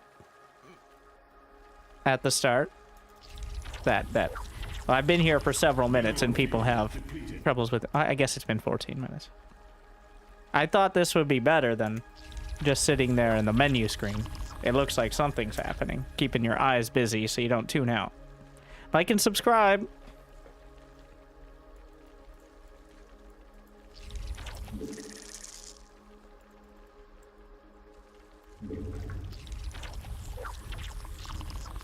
But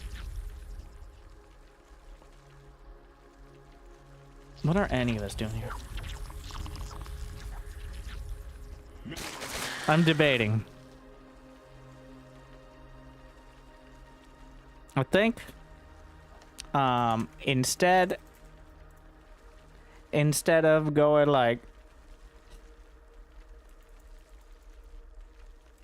we're going to put a pin in it here. I know, very short stream, but instead I want to feel like streaming again as opposed to just putting a timer on it. So that's the plan. We're gonna call it there for YouTube and for Twitch, and pick this up again probably tomorrow. But thank you for tuning in. The most viewers I think I've ever gotten on the YouTube channel, on the second channel, Winter Gaming TV. Winter Gaming TV on YouTube, in case you weren't following along on Twitch. I'm just saying, we're putting that out there. And that's also where the VOD will be, and hopefully somebody gets some timestamps on there. That'd be awesome. I will pin you. All right, I will pin you so hard at the top of the comment section if you actually put like the timestamps with the matchups on it. That'd be sick. But anyways, thank you for watching. Remember, don't panic. 2, you have to actually play the game. 3, there aren't nearly as many Smurfs as you think there are. And 4, game is hard and you'll probably suck at it anyways. All of those are somewhat subjective, but in my experience, well, at least more accurate than not. So it'd be awesome if you check out the YouTubes. Both of them, both flavors. And otherwise, I hope I made your day a little bit better. Thank you for watching. I don't know why I'm dying now. Perfect timing. Thank you for watching. I'll see you next time. Good luck. Have fun. Stay tuned.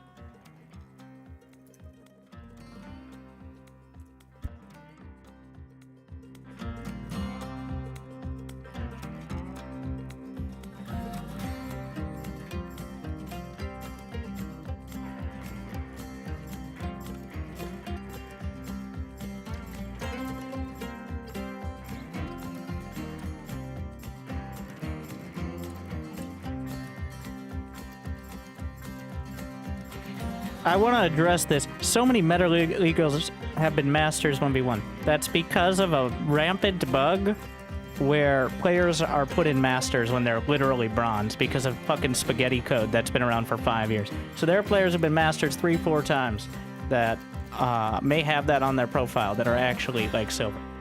So just putting that out there because the StarCraft 2 ranking system is so great and perfect. It actually works. But the skin over your MMR does not always. Just throwing that there. Also, there are some filthy Smurfs like me, but they're kind of few and far between. Once again, great night.